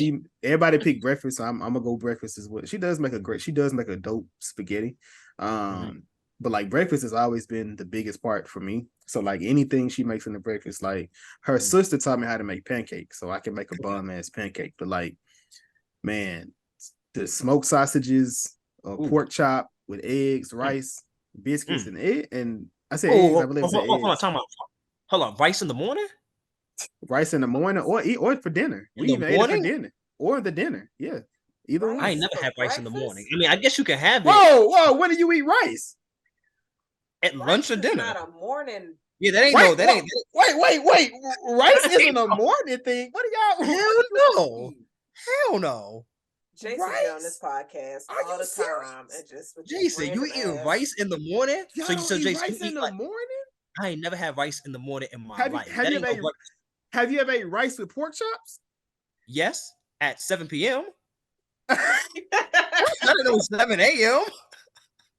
Yo, who the hell is waking? What's up? So first off, my grandma, whenever she makes it, typically, I mean it's weekend, so typically it's around noonish. But yeah, breakfast in the rice in the morning. Y'all don't eat rice in the morning. Like in my country, y'all make me sound like feel real country when I talk to y'all. Had rice in the morning. Jason. I ain't never just woke up. What? Because you are, my nigga. Like what? You country as hell, bro. Yeah, you country as hell. Rice in the morning. Y'all don't eat rice. I thought rice was a breakfast food. Hell no. No way. Eggs. I always thought rice was a breakfast food, and it was like the Circle B sausage. Like outside of Cracker Barrel, where do you go till you see fucking rice on the menu? Because you definitely Waffle House ain't got no fucking rice on the menu. I'm just eating at the house. I'm not going out and ordering no damn rice. That sounds crazy. But I'm saying that they don't tell you something that IHOP don't serve rice. I mean, IHOP, they are known for pancakes, International House of Pancakes, not pancakes, rice, eggs, cheese, and because they suck at the rest. They suck at the rest of the spread. The omelet's alright. It's alright. It's not bad. They pour their eggs out of a container. They do. Let's get back to the movie. All right. We're gonna talk about that rice in the morning, though, Jason. Crazy. So we gonna have a combo. Y'all are crazy. Nah, we're gonna have a combo. That's crazy, bro. We need a Jazz. You gotta do a poll. But you can get that. I got you. But Jazz, please make a poll. I got you. Anywho, bro. So he goes to his daughter's room. She's still asleep. Feels the bed is wet. So I do think this is another callback to the original. You're not gonna be able to beat the original movie, but she's wet. He puts her in the tub. He tries to put it in the tub. He goes back to it, and there's blood in it. So he's like, man, what the hell? He go back into her room, and she snatch him up, drop him on the ground, and then she assaulted him with his wife's scarf, and then walked out the room and closed the door. Like Angela just snapped. Yeah, she put hands on him real quick. He bumped his head. Yeah, hey, I ain't gonna lie. I would have been down there a little bit longer, like, cause he hit his head at the edge of her bed.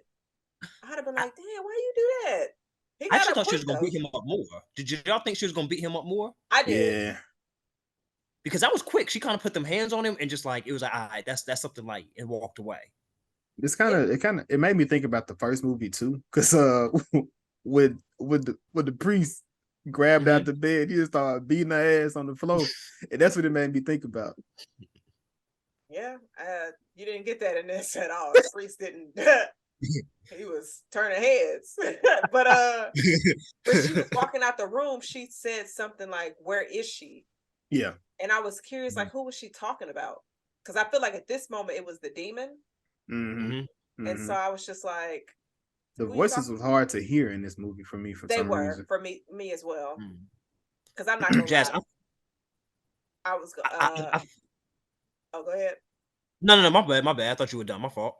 No, I was just gonna say I had to see this twice because the first time I watched it, I fell asleep. Sleep. Oh, really? I'm not proud of it, but It'd be like that sometimes. Ain't no it, shame in falling asleep. Mm-hmm. You know, hey, listen, we on the same page. I was gonna say though, I think that the demon was referring to either Reagan or Chris, but I thought it was Reagan in that scene. Is who when he said like, "Where is she?" That's what I thought. I'm not mad at that because she the one that I think she's the one that wrote it on the wall. So I'm not upset. I'm not mad at that. But then we go to the church scene. We get Catherine in church. She looks off. She looks awful. Like she's in the church, feet up, playing with stuff. She walked off, destroying shit. her siblings are looking at her like, I don't know her. Like they was Yeah. looking like you might need to have stayed home because she Yeah. was just looking Indian style in a dress at church. Parents always said, you wearing a dress, you keep your legs closed, you do not do no Indian style and no dress. I was just like, her siblings just looking at her like, Catherine don't seem like herself. Obviously she wasn't because she was a demon. But I would say in this one, you know, she comes down the aisle after missing. She coming down the aisle, snapping out on the pastor and the son. That I started rolling. He tapping on the mom like, "Oh, mama, look, mama, look." She coming down the coming down the aisle. The body and the blood, the body and the blood, like just screaming. What did you think about this scene? And how she portrayed it in the church. I think that this scene was in the trailer. So I really do need to stop watching trailers because I know, but I'm pretty sure that I think I saw this. I may have went on YouTube for one of them, so that's on me. So I feel like it was expected, but I mean, it was cool. I mean, to be honest, I mean, kind of cliche a little bit. But I feel like possession movies, and I guess I know I don't want to jump too far ahead, but I just feel like possession movies. I'm not sure. I want to see something new with them. You Hmm. know, I just want to see something new. I was expecting this, not even just from the trailer, but it just felt very familiar. I just feel like I've seen something similar to this. Got you. Got you. I enjoyed it personally. What do you think, Hmm. Jess? it was mid. It I was was like, all mid. right. Okay. She I wasn't mean, feeling that. it was like Chris said, we saw it in the trailer. I So don't remember it from the trailer. See, don't watch them trailers, guys. I know. Oh, I go to the movies I because do I too. want to see the previews. I don't go for the previews no more. I figure Mm. like as much as they charging me, I want to see what's about to come out. Sometimes I do see some. I typically see one, maybe two when I do make it. Maybe the piece of one and the actual trailer of one. So But um I guess like go if you're going to give us that, make sure there's more in the movie that hasn't been seen. And I feel Facts. like a lot of these movies, they just show them y'all. Don't give them nothing. Don't hide Yeah. nothing. Don't save nothing for the movie. Because Chris, So did you see Saw X? no, I actually haven't seen it yet. I had not seen Oh shit. what was I had Oh not fuck! seen. What the fuck? Hold on. How did you answer the fuck? Man, you know what? No, Jay, stop. Hold on, whoa. You just asked me. Hold on. You ain't even seen the movie to be able to even answer the That is question kind for of wild. real. How were you able to answer that question? Because I'm from Did you see the Nah, trailer? fuck, no, I've read the Wikipedia. motherfucker. Damn. So you didn't see the trailer? I mean, just watch the Nah, trailer I because the didn't. trailer is the movie. Nah, I didn't see Sometimes any it's of that. so. Was actually a trailer that I avoided. But you went to Wiki and what? You know what? All right. So Well, demonic because I'd already possession. listed it, No, so no, I mean, I'm no. still It's gonna watch fine. it. It's fine. The demonic possession of these kids. So when we left Angela, she was on the ground having a seizure. She's been strapped up, taken to the hospital. Um, Now the girls have taken, not the girls, but Catherine's parents have now taken her to the hospital at the same exact time. So you had this conversation about the baptism. And they saying that they didn't have, the kids weren't baptized. You got to be, they get baptized once they understand what Christ is, and then that's what cleanses them, or that's what purifies them. And that's, you know, that's the Christian belief of it. But they do feel as if the kids went somewhere and something was unholding them and it went inside them. I've never heard that Jesus went to hell. After to claim his authority over Jesus. Is Over this the something devil? over the devil? Jesus went to hell to claim authority over the devil. Had y'all ever heard that before? It sounds familiar. I feel like it's one of those things that I think I have forgotten, and I think that I heard, but let me not say that like factually, but it sounded familiar. Maybe it's just because it made sense, but I feel I, like that's a fact that would stand out in your mind to know if he Yeah. went to hell you and would was think. like, to the I've devil, you my never bitch. I I've never heard him doing that, but there's so many different books and This different is true. things. And this movie kind of did touch on that, just showing you the different faiths, different religions, and how they come as one. But next scene, we in the room, Angela in the room, and we got Sister Mary Xavier in the room with her trying to she just, I guess she just cleaned her up, and now she telling her about her name, which she never told nobody, and an abortion that she never told anybody that she had. And the only thing I could think of is, why did you just bleed all over yourself? Bitch, I just cleaned up in this room.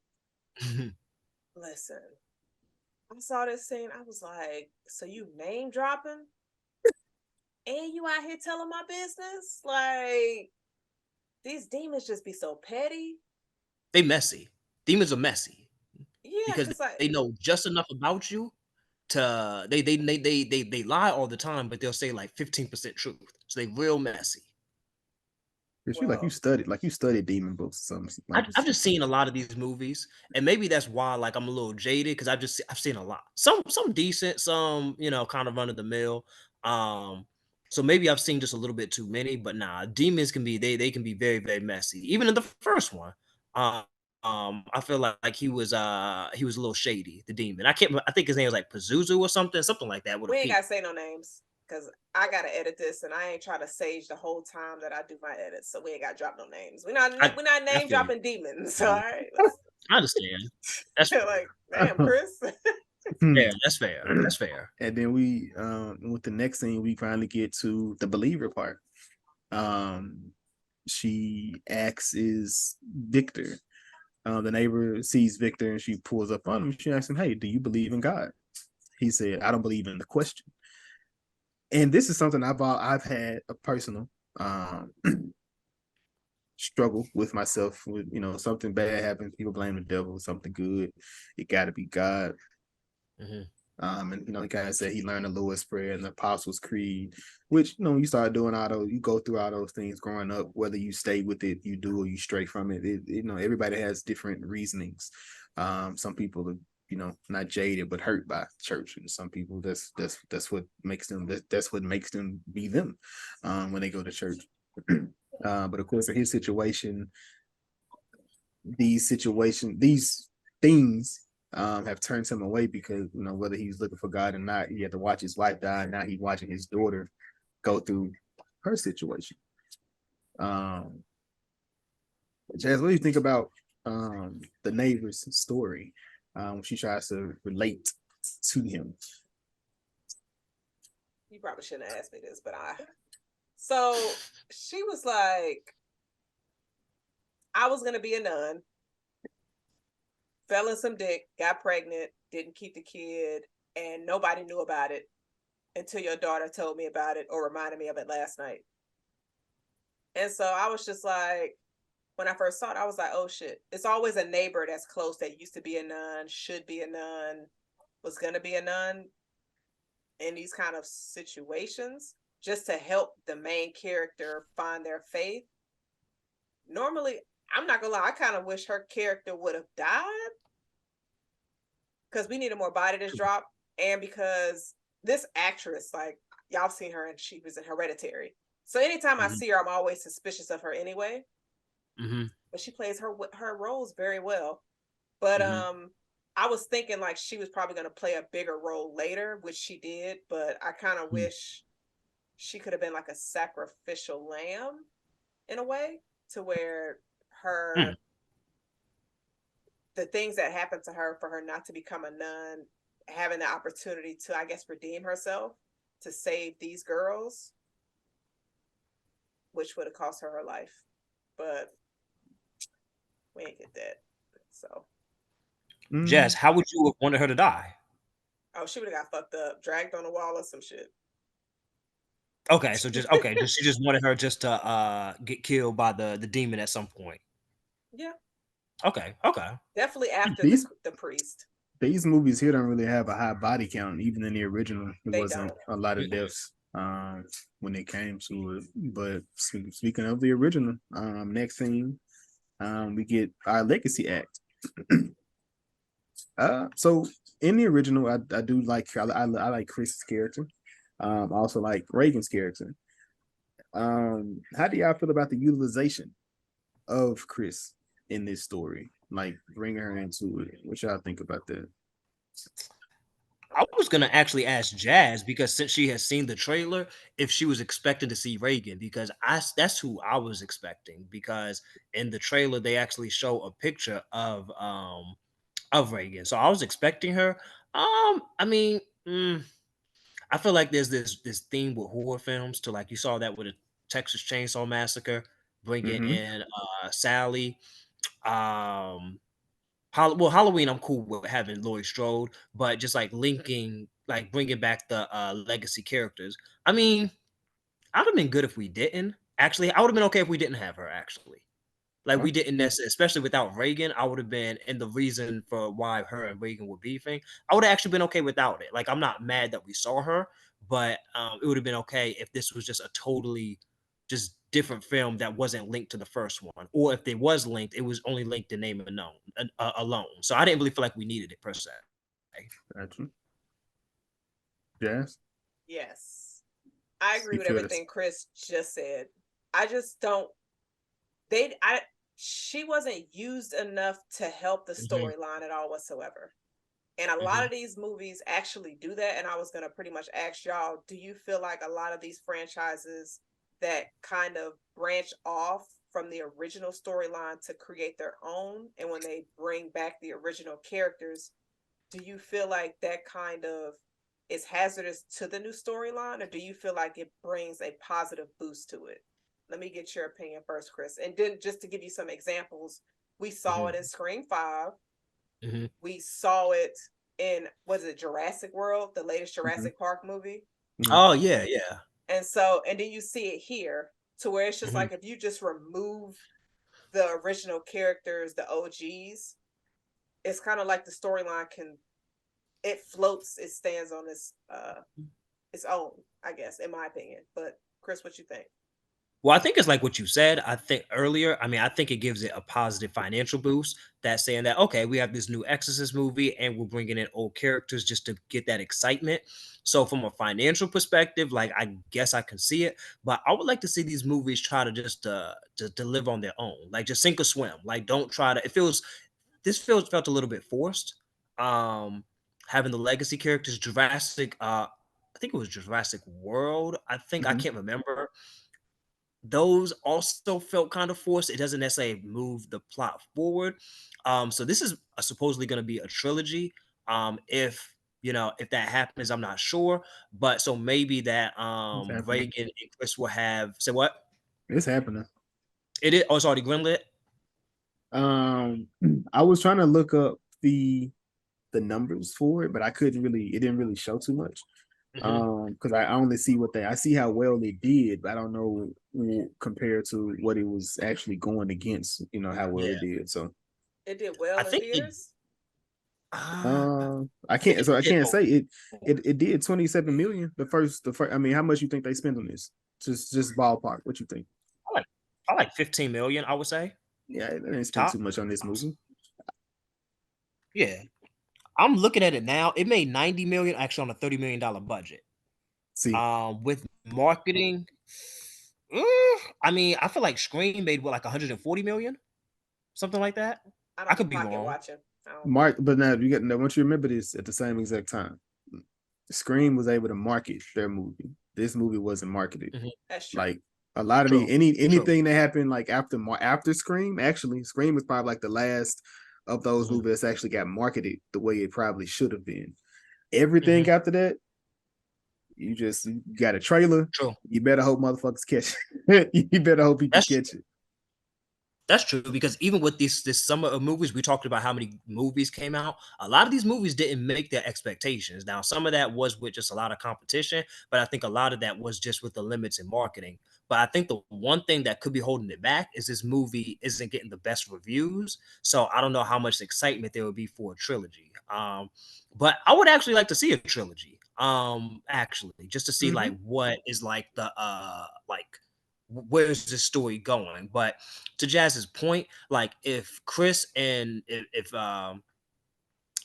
like a bigger role or something that's gonna move the plot forward, then cool. But right now, just with what we've seen, it feels a little bit cheap and forced, just a way of trying to sell tickets.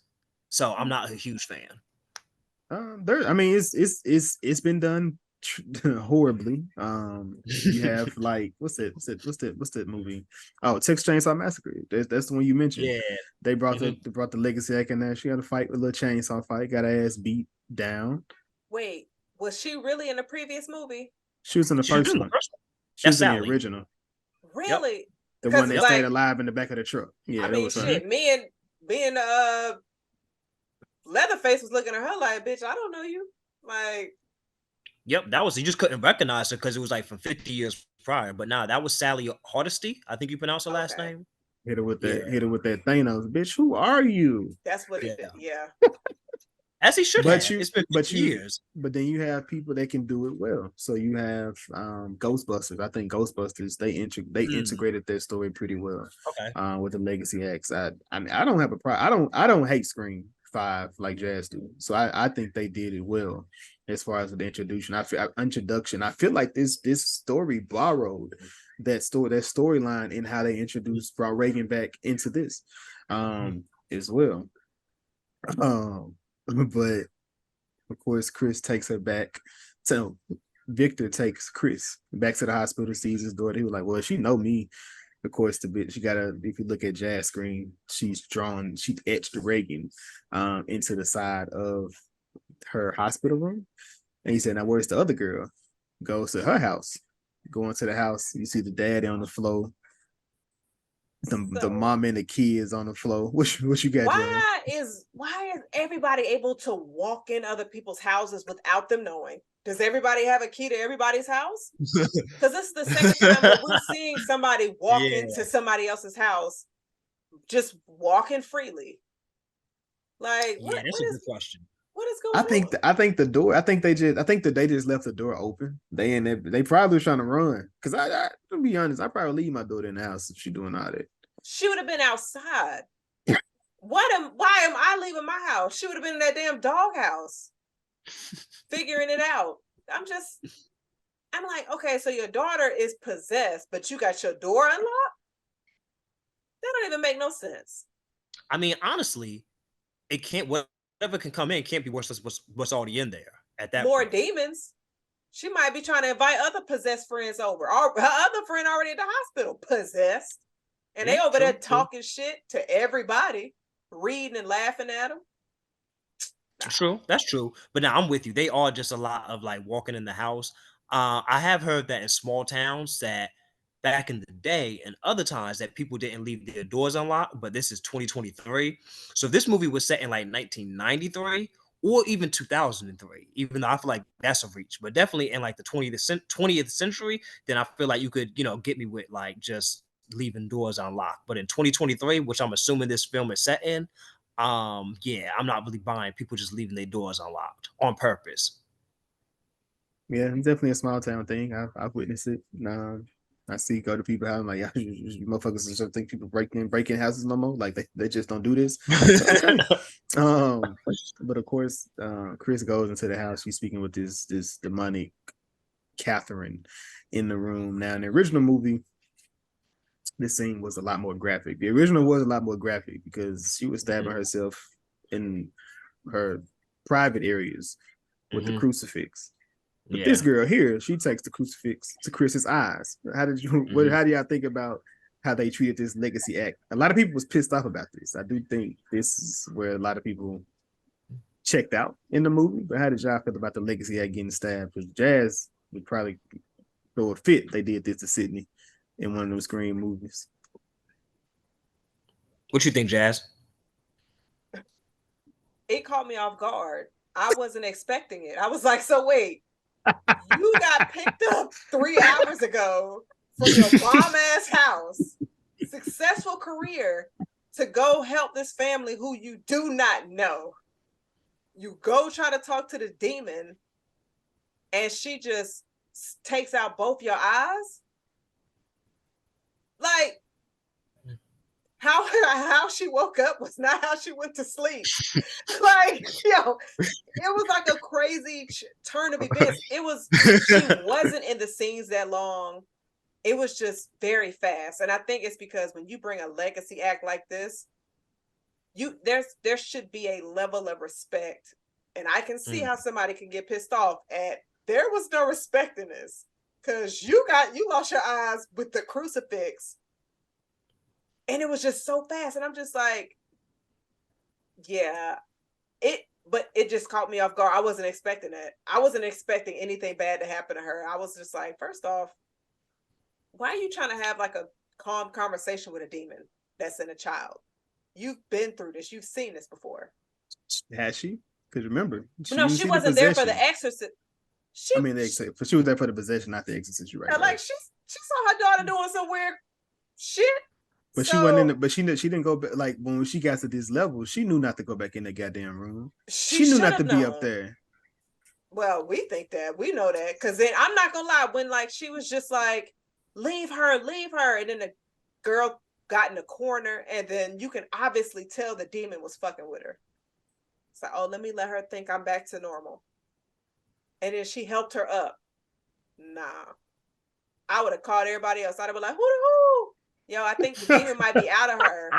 But she was like, let me help her. And then we see what happened. She didn't see it, obviously. Or she can't see it no more. Come on, Jazz. She stabbed her in the eyes and told her, you want to look, see Reagan, open your eyes. I said, bruh. That's like, you remember Houston? Yep, he had to get the devil out of his eye. But it was just one of them, though, right? It was just one. I used to love that song. Wait, I thought it was just one. What were you talking about? Are you talking about Chris? The singer who took his eye. I like that. Work that back. Whoa. I was listening to that in the early 2000s too, when the demon wasn't in him. Well, I guess it was in him at the time, but it got out when the eye got. Yeah, I don't know. Yeah, we'll never know. What you got? What you gonna say, Chris? I mean, I'm with Jazz. I wasn't expecting this, especially that soon to a legacy character, because up to that point, they were kind of playing her up like she was an expert. Like she mentioned that she had traveled, like she studied every culture and she knew all the demons. So I'm thinking, and especially she kind of walked in there real confident. So I'm like, okay, like she about to like, I thought that she was going to be the one that was going to like, maybe not in that scene, but she was going to be the one exercising the demon. Just because they, she said that she studied all the cultures, this, that, and the third. So for her to do all this studying in all these cultures and her to go out that quick, I'm like, damn, like she should have stayed home. I'm with Jazz. Like Chris, she did all that shit for nothing, kind of. She had no weapons. So you mean to tell me none of those books prepared you for this? Like, I mean, but that's why they always say you might have the education for something, but you need that in-field experience. Well, bro, she went out at some point. Well, she went out. Yeah, she went out into the field and just failed miserably. Like quick, like that. I liked her character in the original movie though. She was like, she was on her shit. Like she was really trying to figure it out in that first movie. Like she was like, nah, bro. It's some other shit going on. I ain't even tried grass yet. Like the doctor thought she was on drugs. She was like, I ain't even tried grass yet. What would y'all like? How would y'all handle that situation? And I'm gonna ask you first, Jason, since you are the father on the pod. If praying that nothing to happen. But we talking about the movie. If you woke up and your kid was on some possession, like, what are you doing? I'm leaving that kid. I don't know that kid no more. So you leaving them? I'm leaving them. You don't drop them off like a... No, I'm not touching them. Okay.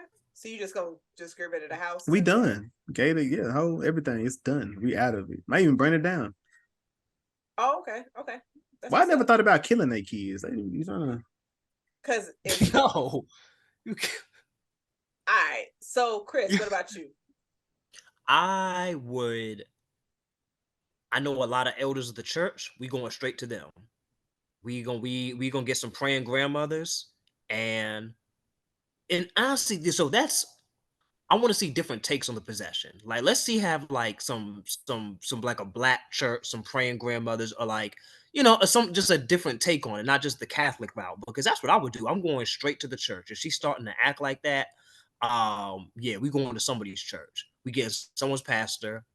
We get some ministers. We gonna exhaust all those resources. Like, we gonna engage in definitely some spiritual warfare. That's what I'm doing. We going to the church. Nigga say it's some spiritual warfare. You got spiritual warfare. That's what it is, man. Your holy water, your crucifix, and your satchel. Which makes me that get me to this next scene. The goddamn the council of pastors. Remember, this was my first time coming into this. Mm-hmm. I didn't know they had to go get permission to do an exorcism. Like, bro, yeah. But hold on, but you seen The Conjuring though, right? I did. So they had to go ask permission from the church to go to the different homes as well. So I realized that from The Conjuring. I was just like, so y'all gotta ask permission for real? And bro, they say no?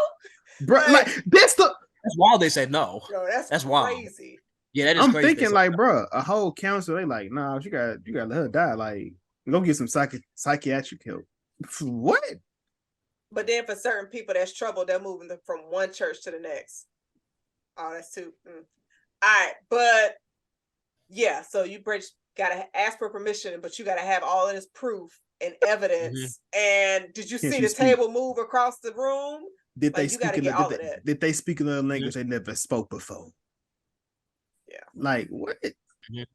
But I mean, I kind of understand, because like he said, the priest in this, he was just like, with these kind of situations, lives are taken on both sides. Because in the original, even though that priest, the demon came in him, he sacrificed his life to save that to save Reagan. So it's just like everybody involved is risking their life. So that's why they just like, it's dangerous to practice something like this. Now, Victor / Leslie said, I'm doing this at the house. I'm not doing an exorcism at the house. Like, I'm going to rent a space.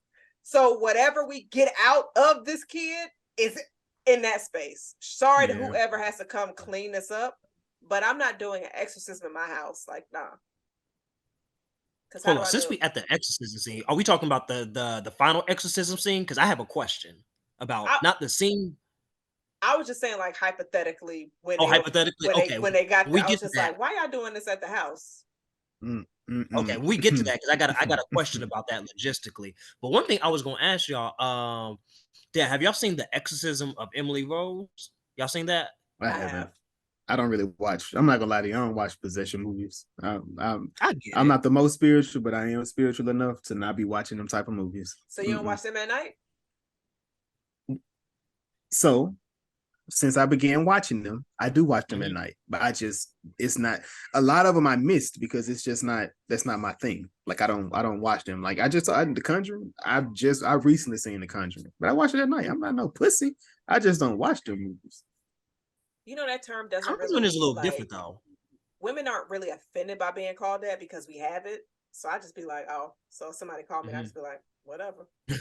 I mean, I don't care that I don't watch certain movies at night, because you think I'm fucking with half of that before I go to sleep and I have dreams vividly every night?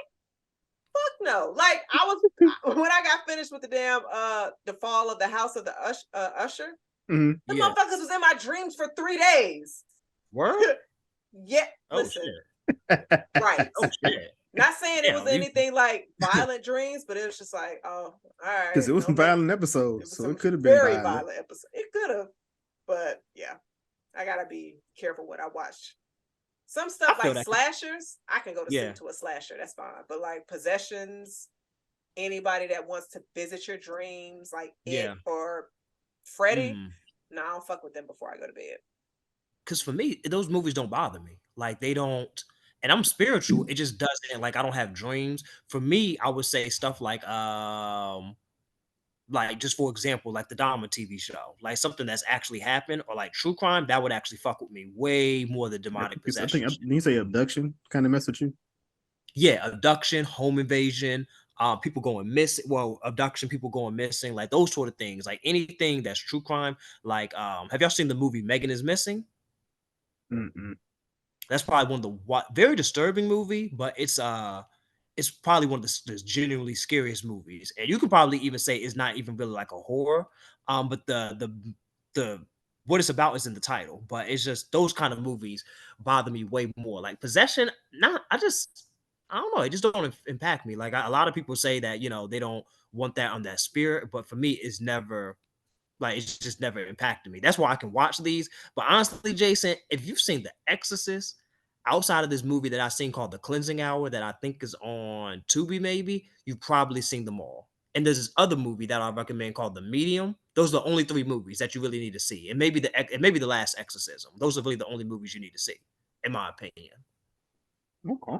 Okay. I'm gonna add them to my watch list as you speaking. Yeah, The Medium is fire. It's an Asian film. That's a really, really, really fire movie.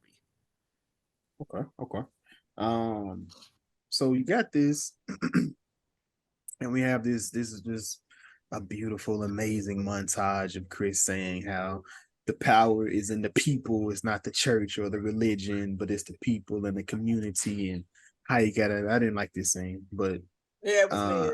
It was but mid. I understood where she was coming from as far as having faith and whatnot, and it being in the people. So we get the exorcism.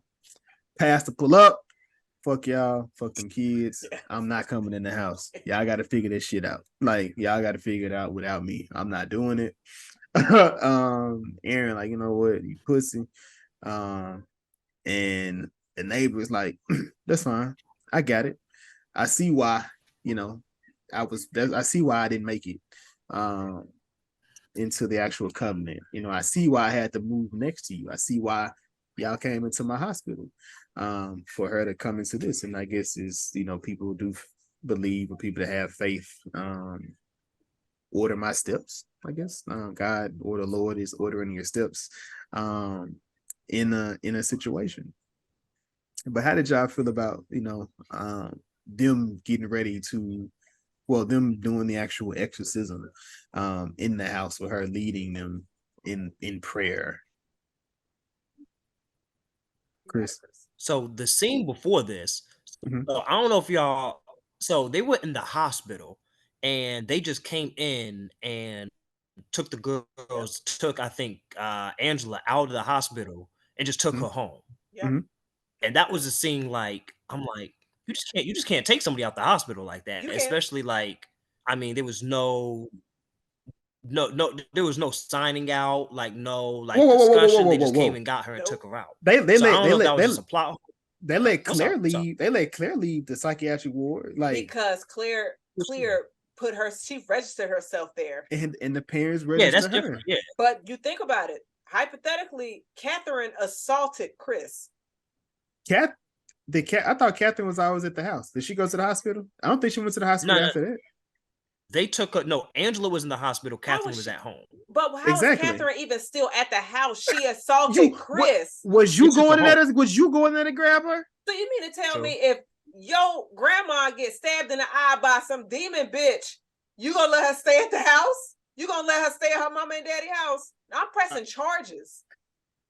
Like what? I'm just On the no, demon? Chris.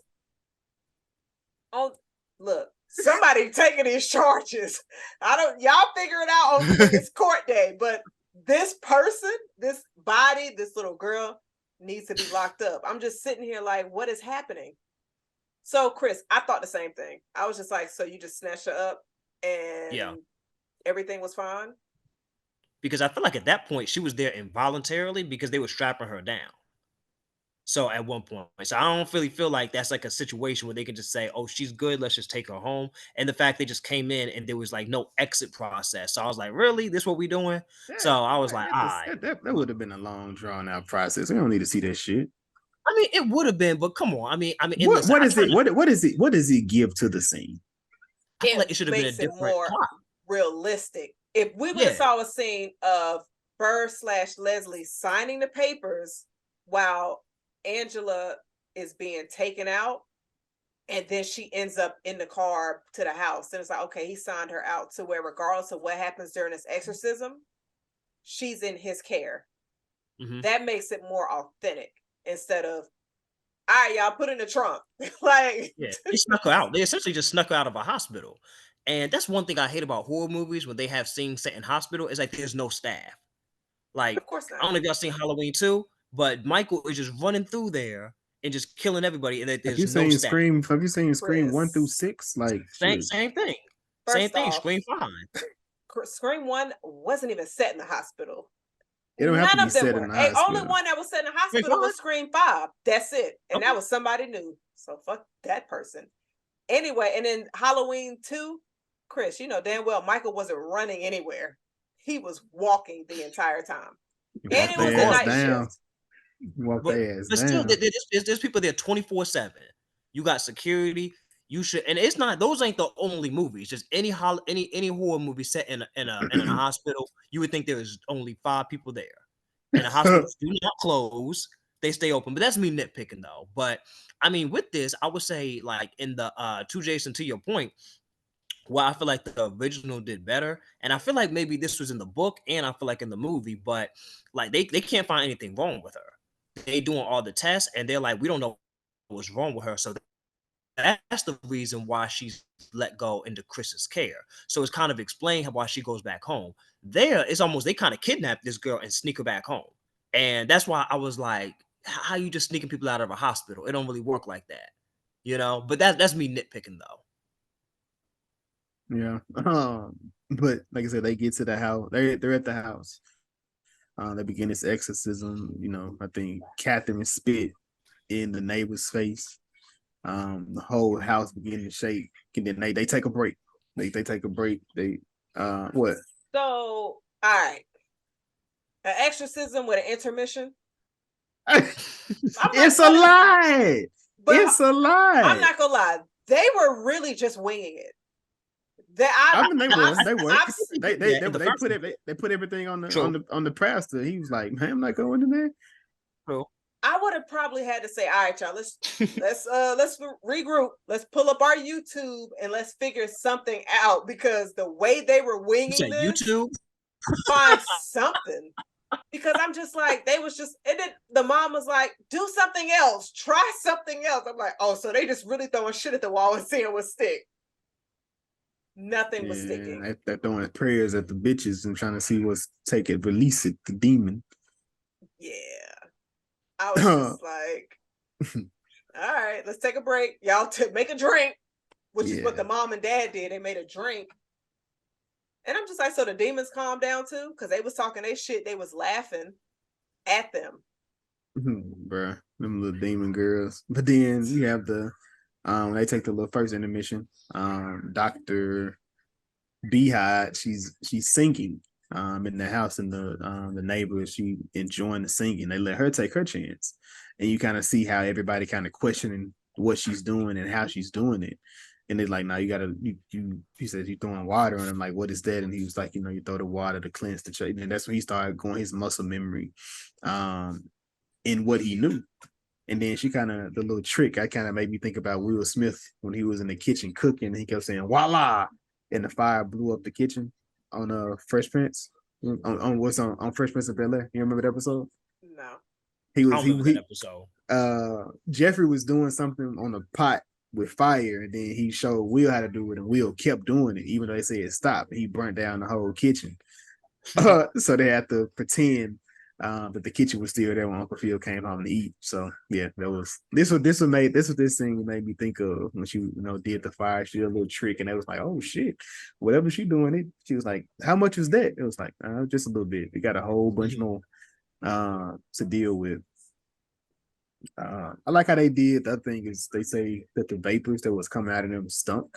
I know a lot of people say if we go somewhere there's nobody there or a demon is there, it has a bad smell. I think I've seen or heard that a You few said you times. did like it, but when it was coming out of them. Yeah, like how it came out and she did her little hoodoo or whatever it was. And she threw the fire. You weren't feeling that at all. I wasn't. I was just What? like, oh, stank ass breath. But I'm childish. I was just like, I was like, what is this?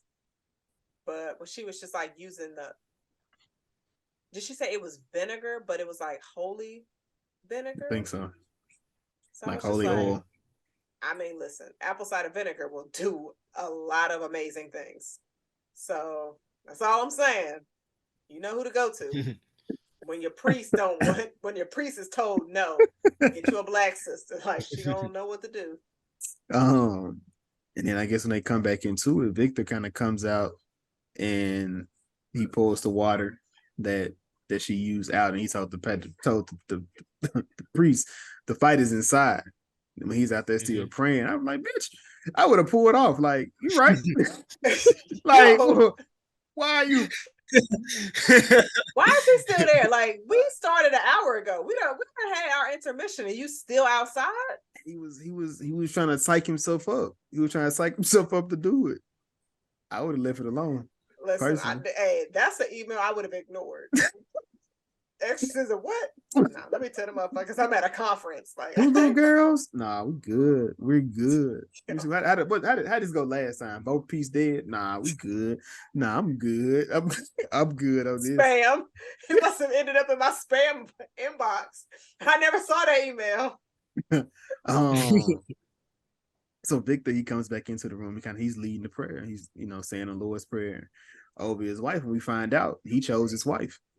So it would have been different if it was like if she was a demon the entire, like if she grew up as a demon child, like just resenting him because she knew he tried to save his wife, but she stayed alive. So, all right, I got a question. What's hypothetically, if y'all were Angela and you find out something happened to your mom and your dad was like, well, I kind of picked her, but joke was on me, you survived, would you resent your dad? Yeah. I don't know. I don't know. I don't know how I would feel about that. So fast. You said like you want me to die? Like it was either you or your mom. I mean, I get that that's a tough situation for dad to be in, but at some point you were ready to let me die. You're not even here yet. So yeah, you can go. My wife. Once I lose my wife, that was the end of my world. Like I can make another one of you. Oh, Victor made the right decision. Oh, Victor, I would have done the same thing. I'm choosing my wife. Oh yeah, I'm telling her that too. I'm telling Mike, I can make another one of you. Wait. Yeah, exactly. Time out. Yeah, facts. So Chris, you said you would have picked your wife, but you would resent your father if he picked your wife, he picked your mom, but didn't pick you? Yes. 100%. Both of those. Like I'm 100% picking my wife. Is that boy math? Is that what that is? Because that's crazy. We can roll with it. We can roll with it. But it's all about perspective, though. Like, because I'm with Jason. Like, I can make another kid, but I can't just get another wife. But if I am the kid, I gotta live with the fact, knowing that, like, my dad at one point in time was willing to let me die. So I can understand it, but I'm still gonna feel a kind of way. I guess I wouldn't know, so I wouldn't 100% resent him because I get it. So I would understand, but I would still be like, nigga, you was really gonna let me die for real? So it would be a little bit resentment, but I would understand it. It's tough. I was like, let me go a step further, but that might be too dark. Jason, what about you? No, we can do it. I'm not resenting. I'm not resenting because I would understand the situation. I mean, to take it a step further, I was going to say, if you find out that your dad pretty much paid your mom to have an abortion, but she didn't have it, and your mama told you your dad paid Now that was like, oh, you definitely was trying to get me out of here. That's a crazy question. That's a wild question. There's some situations like that. People done told their kid, like, he tried to get me to kill you. I spent it on that. Damn, that's kind of crazy. I spent it on a guess new it's kind of hairdo. like this. But then would you ask what the hairdo was? too much. But as they doing this, like you said, God played a trick on you and allow her. So now they got to choose. You got to pick one of the girls to live and one of the girls to die. And I think this is when Victor hears his wife words like protect her. So maybe I'm selfish, but I probably would have yelled my daughter. Like I would have, like, off top. It wouldn't even been a thought process in there. Like But see, you see like what happened at the beginning. Circle God back. tricked on them. So it's just like he told at the beginning, he was just like, save my wife, not the child, but the child survived. And in this scene, it was like the parents were thinking, save my child. He was like, I choose Catherine, but the devil's play joked on you. Actually, Catherine is the one who about to get snatched up. So it's kind of like being in a selfless situation, especially when you have to choose your child's life over another child. So you just sitting there just like, there's no way this demon are going to have us choose. But you're also putting yourself in a situation that you have to trust the demon's word, which who the fuck is like, nah. It's kind of, you got to outsmart them or just put faith in it, you know? So I kind of liked how that circled back. And I hate, like, when I watched this for the first time, I woke up to the girls already being possessed. I done missed like 45 minutes of the movie. And I was just like, oh shit, Catherine died. And I was like, damn, I spoiled it for myself. But see, at least you know what? I respect my sleep. My sleep puts me down enough where I don't see spoilers. So like I was watching it, I blinked, and it's like they possessed. I blinked again, and it was the Exorcist, the Believer. Like I was like, damn, I done missed this whole movie. Y'all both fell asleep on the movie the first time? Hell yeah. I was zoned. I ain't gonna lie. I went to this movie kind of late and I had to drink some coffee because I had I went to sleep a haunting in A Haunting in Venice, fell asleep on it. It was trash. I made it the first 25 minutes and I woke up in the last like 10 at the reveal. It was trash. Was it? Yep. I saw that shit in theaters too. So did y'all fall asleep just because y'all just weren't feeling this, or? No, I shouldn't have went to the movies. It was already late. Then I had just smoked on the way to the movies. So yeah, it was over. It was a wrap. I was in FB. I hope I wasn't snoring. That's the only thing I was hoping. I hope I didn't snore. But of course we see Catherine is stuck in the tunnel. The little demon catches her. So that's why I was like, man, maybe the next movie they would put her body gone. So she can't go in her body. Wherever she end up going. And then I was tripping off Dr. Beehive when she put the candle out. She was like, like it's over with. She ain't coming. Yeah, she did that quick. She did that quick because I was like, damn, y'all ain't gonna fight. She was like, put that candle out fast. I thought it was cool though that they showed us how it was with the demon taking her, because normally we don't see that. We don't see them in that different I guess plane. In the inside upside down, we see it. That don't count? Nah, that's different. It doesn't. Yeah, that's different. Right. But over here in this possession, you saw it, and I was just like, damn. Because then it's one of the things where it's like, as a parent, a demon take your kid, and you know a demon took your kid, that would hurt. Because you already lose them, but you just like, damn, is they soul gone? Like they in hell for the rest of their life, just because you didn't want to baptize them when they was a baby.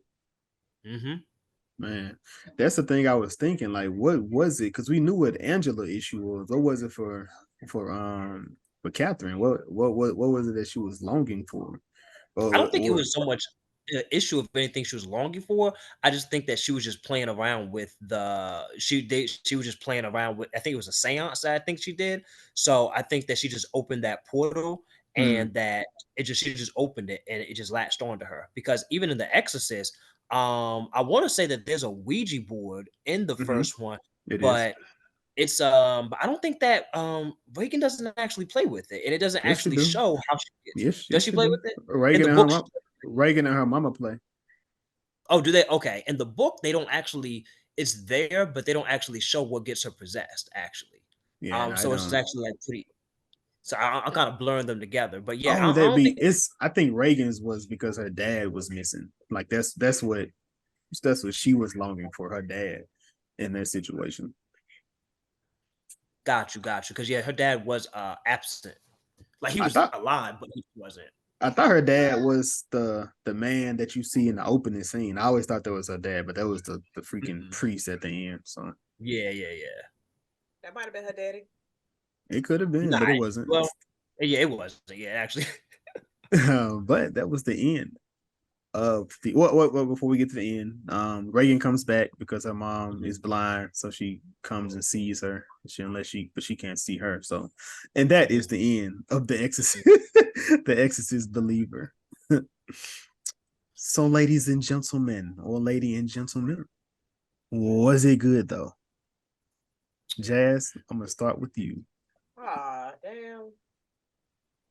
I mean, it was. Yes or no? Yeah, it was. It's on the cusp for me.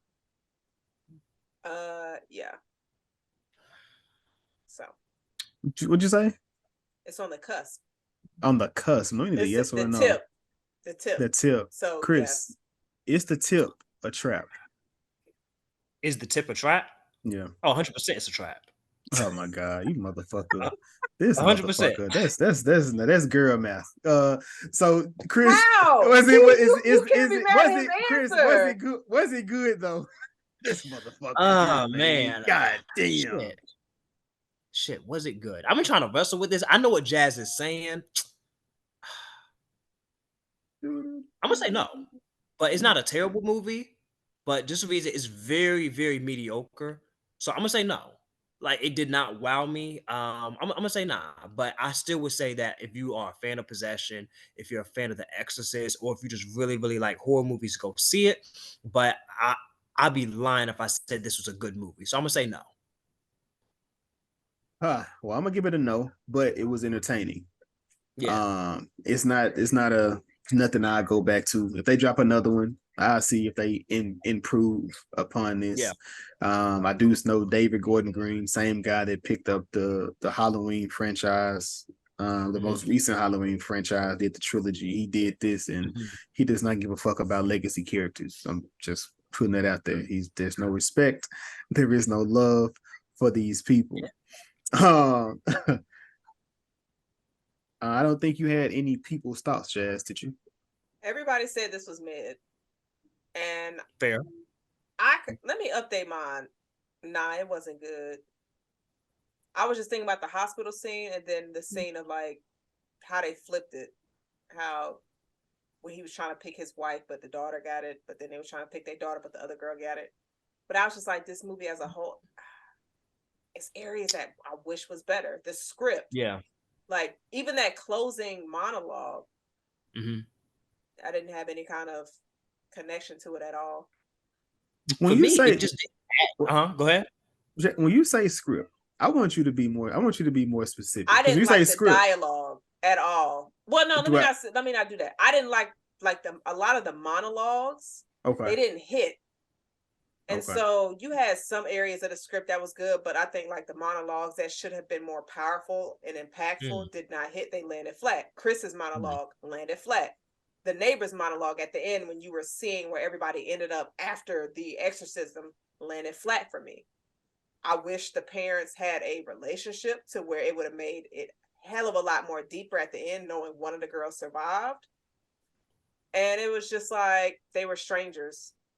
It could have been done better. So okay. I'm not mad at that. Not mad at that. I don't think I have an agree to disagree. That I could shit, even yeah. that I can think of.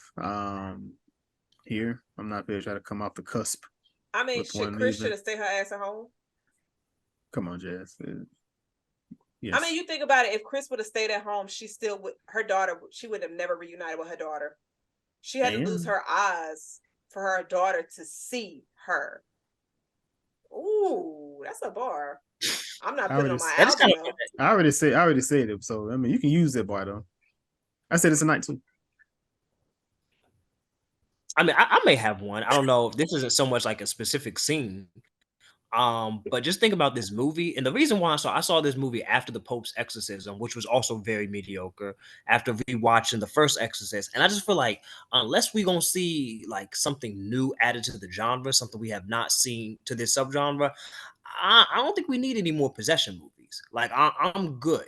I think that this could be the last one if this is what we're gonna see. Now, if we want to see it from like a different culture, or if we want to see like an adult possessed, or maybe like someone going through their daily life, or while dealing with a possession, then like okay, I'll be open to that. But just seeing like a kid possessed, the Pope who's losing his faith, because I feel like it's just been done before in some fashion. So that'll be mine. Does talk We don't does need. okay. So question. So talk to What's up? me. That's a possession movie, right? You consider that possession? Yeah. Yeah, yeah, it is possession. Yeah, it would So be, was but that it's was that done differently, unique for you? Like you want more from that story still?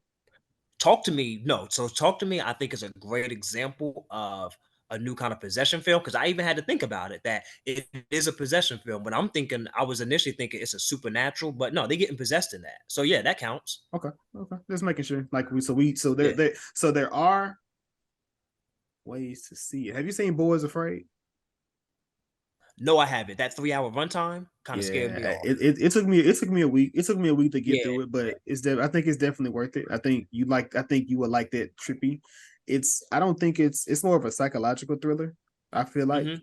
because it has elements of horror, but it has elements of comedy. It's Okay. a lot of different pieces Got in you. there. Got But you. yeah, Joaquin Phoenix, hats off to that brother right there. That's an acting ass man. That is an acting ass man. Link of Thrones. Okay. Link of Thrones, the section where we take an actor, producer, or writer from the movie and put you onto them and their work, past, future, or present. Jazz, it looked like you have yours. I'm gonna start with you. Wait a minute. Nah, because Chris is the guest. So Okay, so we're going to Chris. So Jazz don't got hers. Okay, Chris, who you getting, sir? Okay, so I'm gonna go with Ann Dowd. She was in Philadelphia, the movie that came out back in '93. With with Tom Hanks and Denzel Denzel Washington. Washington. Great Yep. movie. Great movie. Okay, Jazz, what you going with? I am going with the pastor. His name is Ralph Barge. He was in. Oh, actually, I can't say that because Jason, that was yours. He was in Risky Business with Jason Stan, Tom Cruise. Fucking Cruise. Let's go. All right, I'm gonna go with Lydia Jewett. This was Angela. um, she was in Good Girls. Okay. One thing I will say is that the kid actors, Catherine and Angela, I do think they did a good job. Yes, absolutely. I meant to ask you as far Yeah, as with kid actors go, how did they do in their roles? How did y'all think they did a pretty good job? I think so. I'm not sure how many roles they have. They look the no older than 15 in real life, maybe even younger than that. That's tops, but they did a good job. I know kid actors. I'm guessing they playing 12, 13-year olds, so sometimes they're a little bit older in real life. But no, I think they did a really good job. I think that like this, I don't think there was anyone who did a bad job in this film. But those kids, Catherine and Angela, they did a nice job. She was in Angela, she was in Black Panther, Okay, as a young Nakia. Um, okay.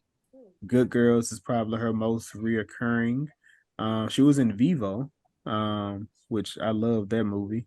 But she was just like a little. It's an animated movie, which I can see the guy that wrote Hamilton. He did that. Mhm. Lynn Markwell. What's the other little girl? Catherine. I'm trying to see where she at.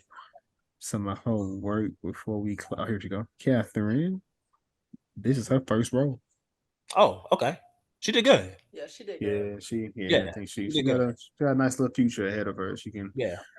get that role, get that going. But man, episode 72, Exorcist La Believer. Chris, do you have anything for the people that you want to plug, push, or save? Want to talk about the Uh, Panthers, maybe? we do not Just have to keep talk going. about the Panthers. Just keep Yeah, going. we don't have to talk Don't about them. engage. So I'm actually, but speaking of the Panthers, but talking about sports, I am Jazz. I'm not talking about the Panthers. I'm just segueing into sports.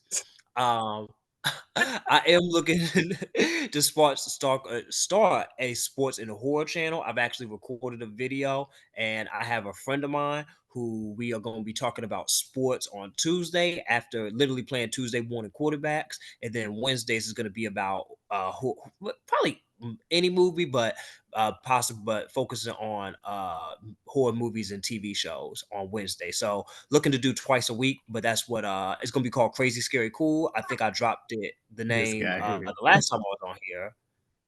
And that's what I'm rolling with. That's what I'm rolling with. Shout out to TLC. And yeah, so that's what I got going on. So just be on the lookout for that. I can't wait for that. I'm gonna definitely support it. Definitely support it. Appreciate that. Jazz, do you have anything for the peoples? I just want to give a shout out to Chris. Thank you so much for joining us again. Of course. Shout out to everybody that listens and watches. We're still on our road to 500 subscribers. We are getting them daily. So I think we'll definitely pray. But we blessed out here to get to 500 subscribers. But just thank you to everybody that shows support and engages with us. And I am Jason, one half of the Was It Good Though podcast. Thank you guys for listening, tuning in, subscribing, chatting with us. We do have a podcast community you can join. If you would like, we can chat with you. Man, this was episode 72.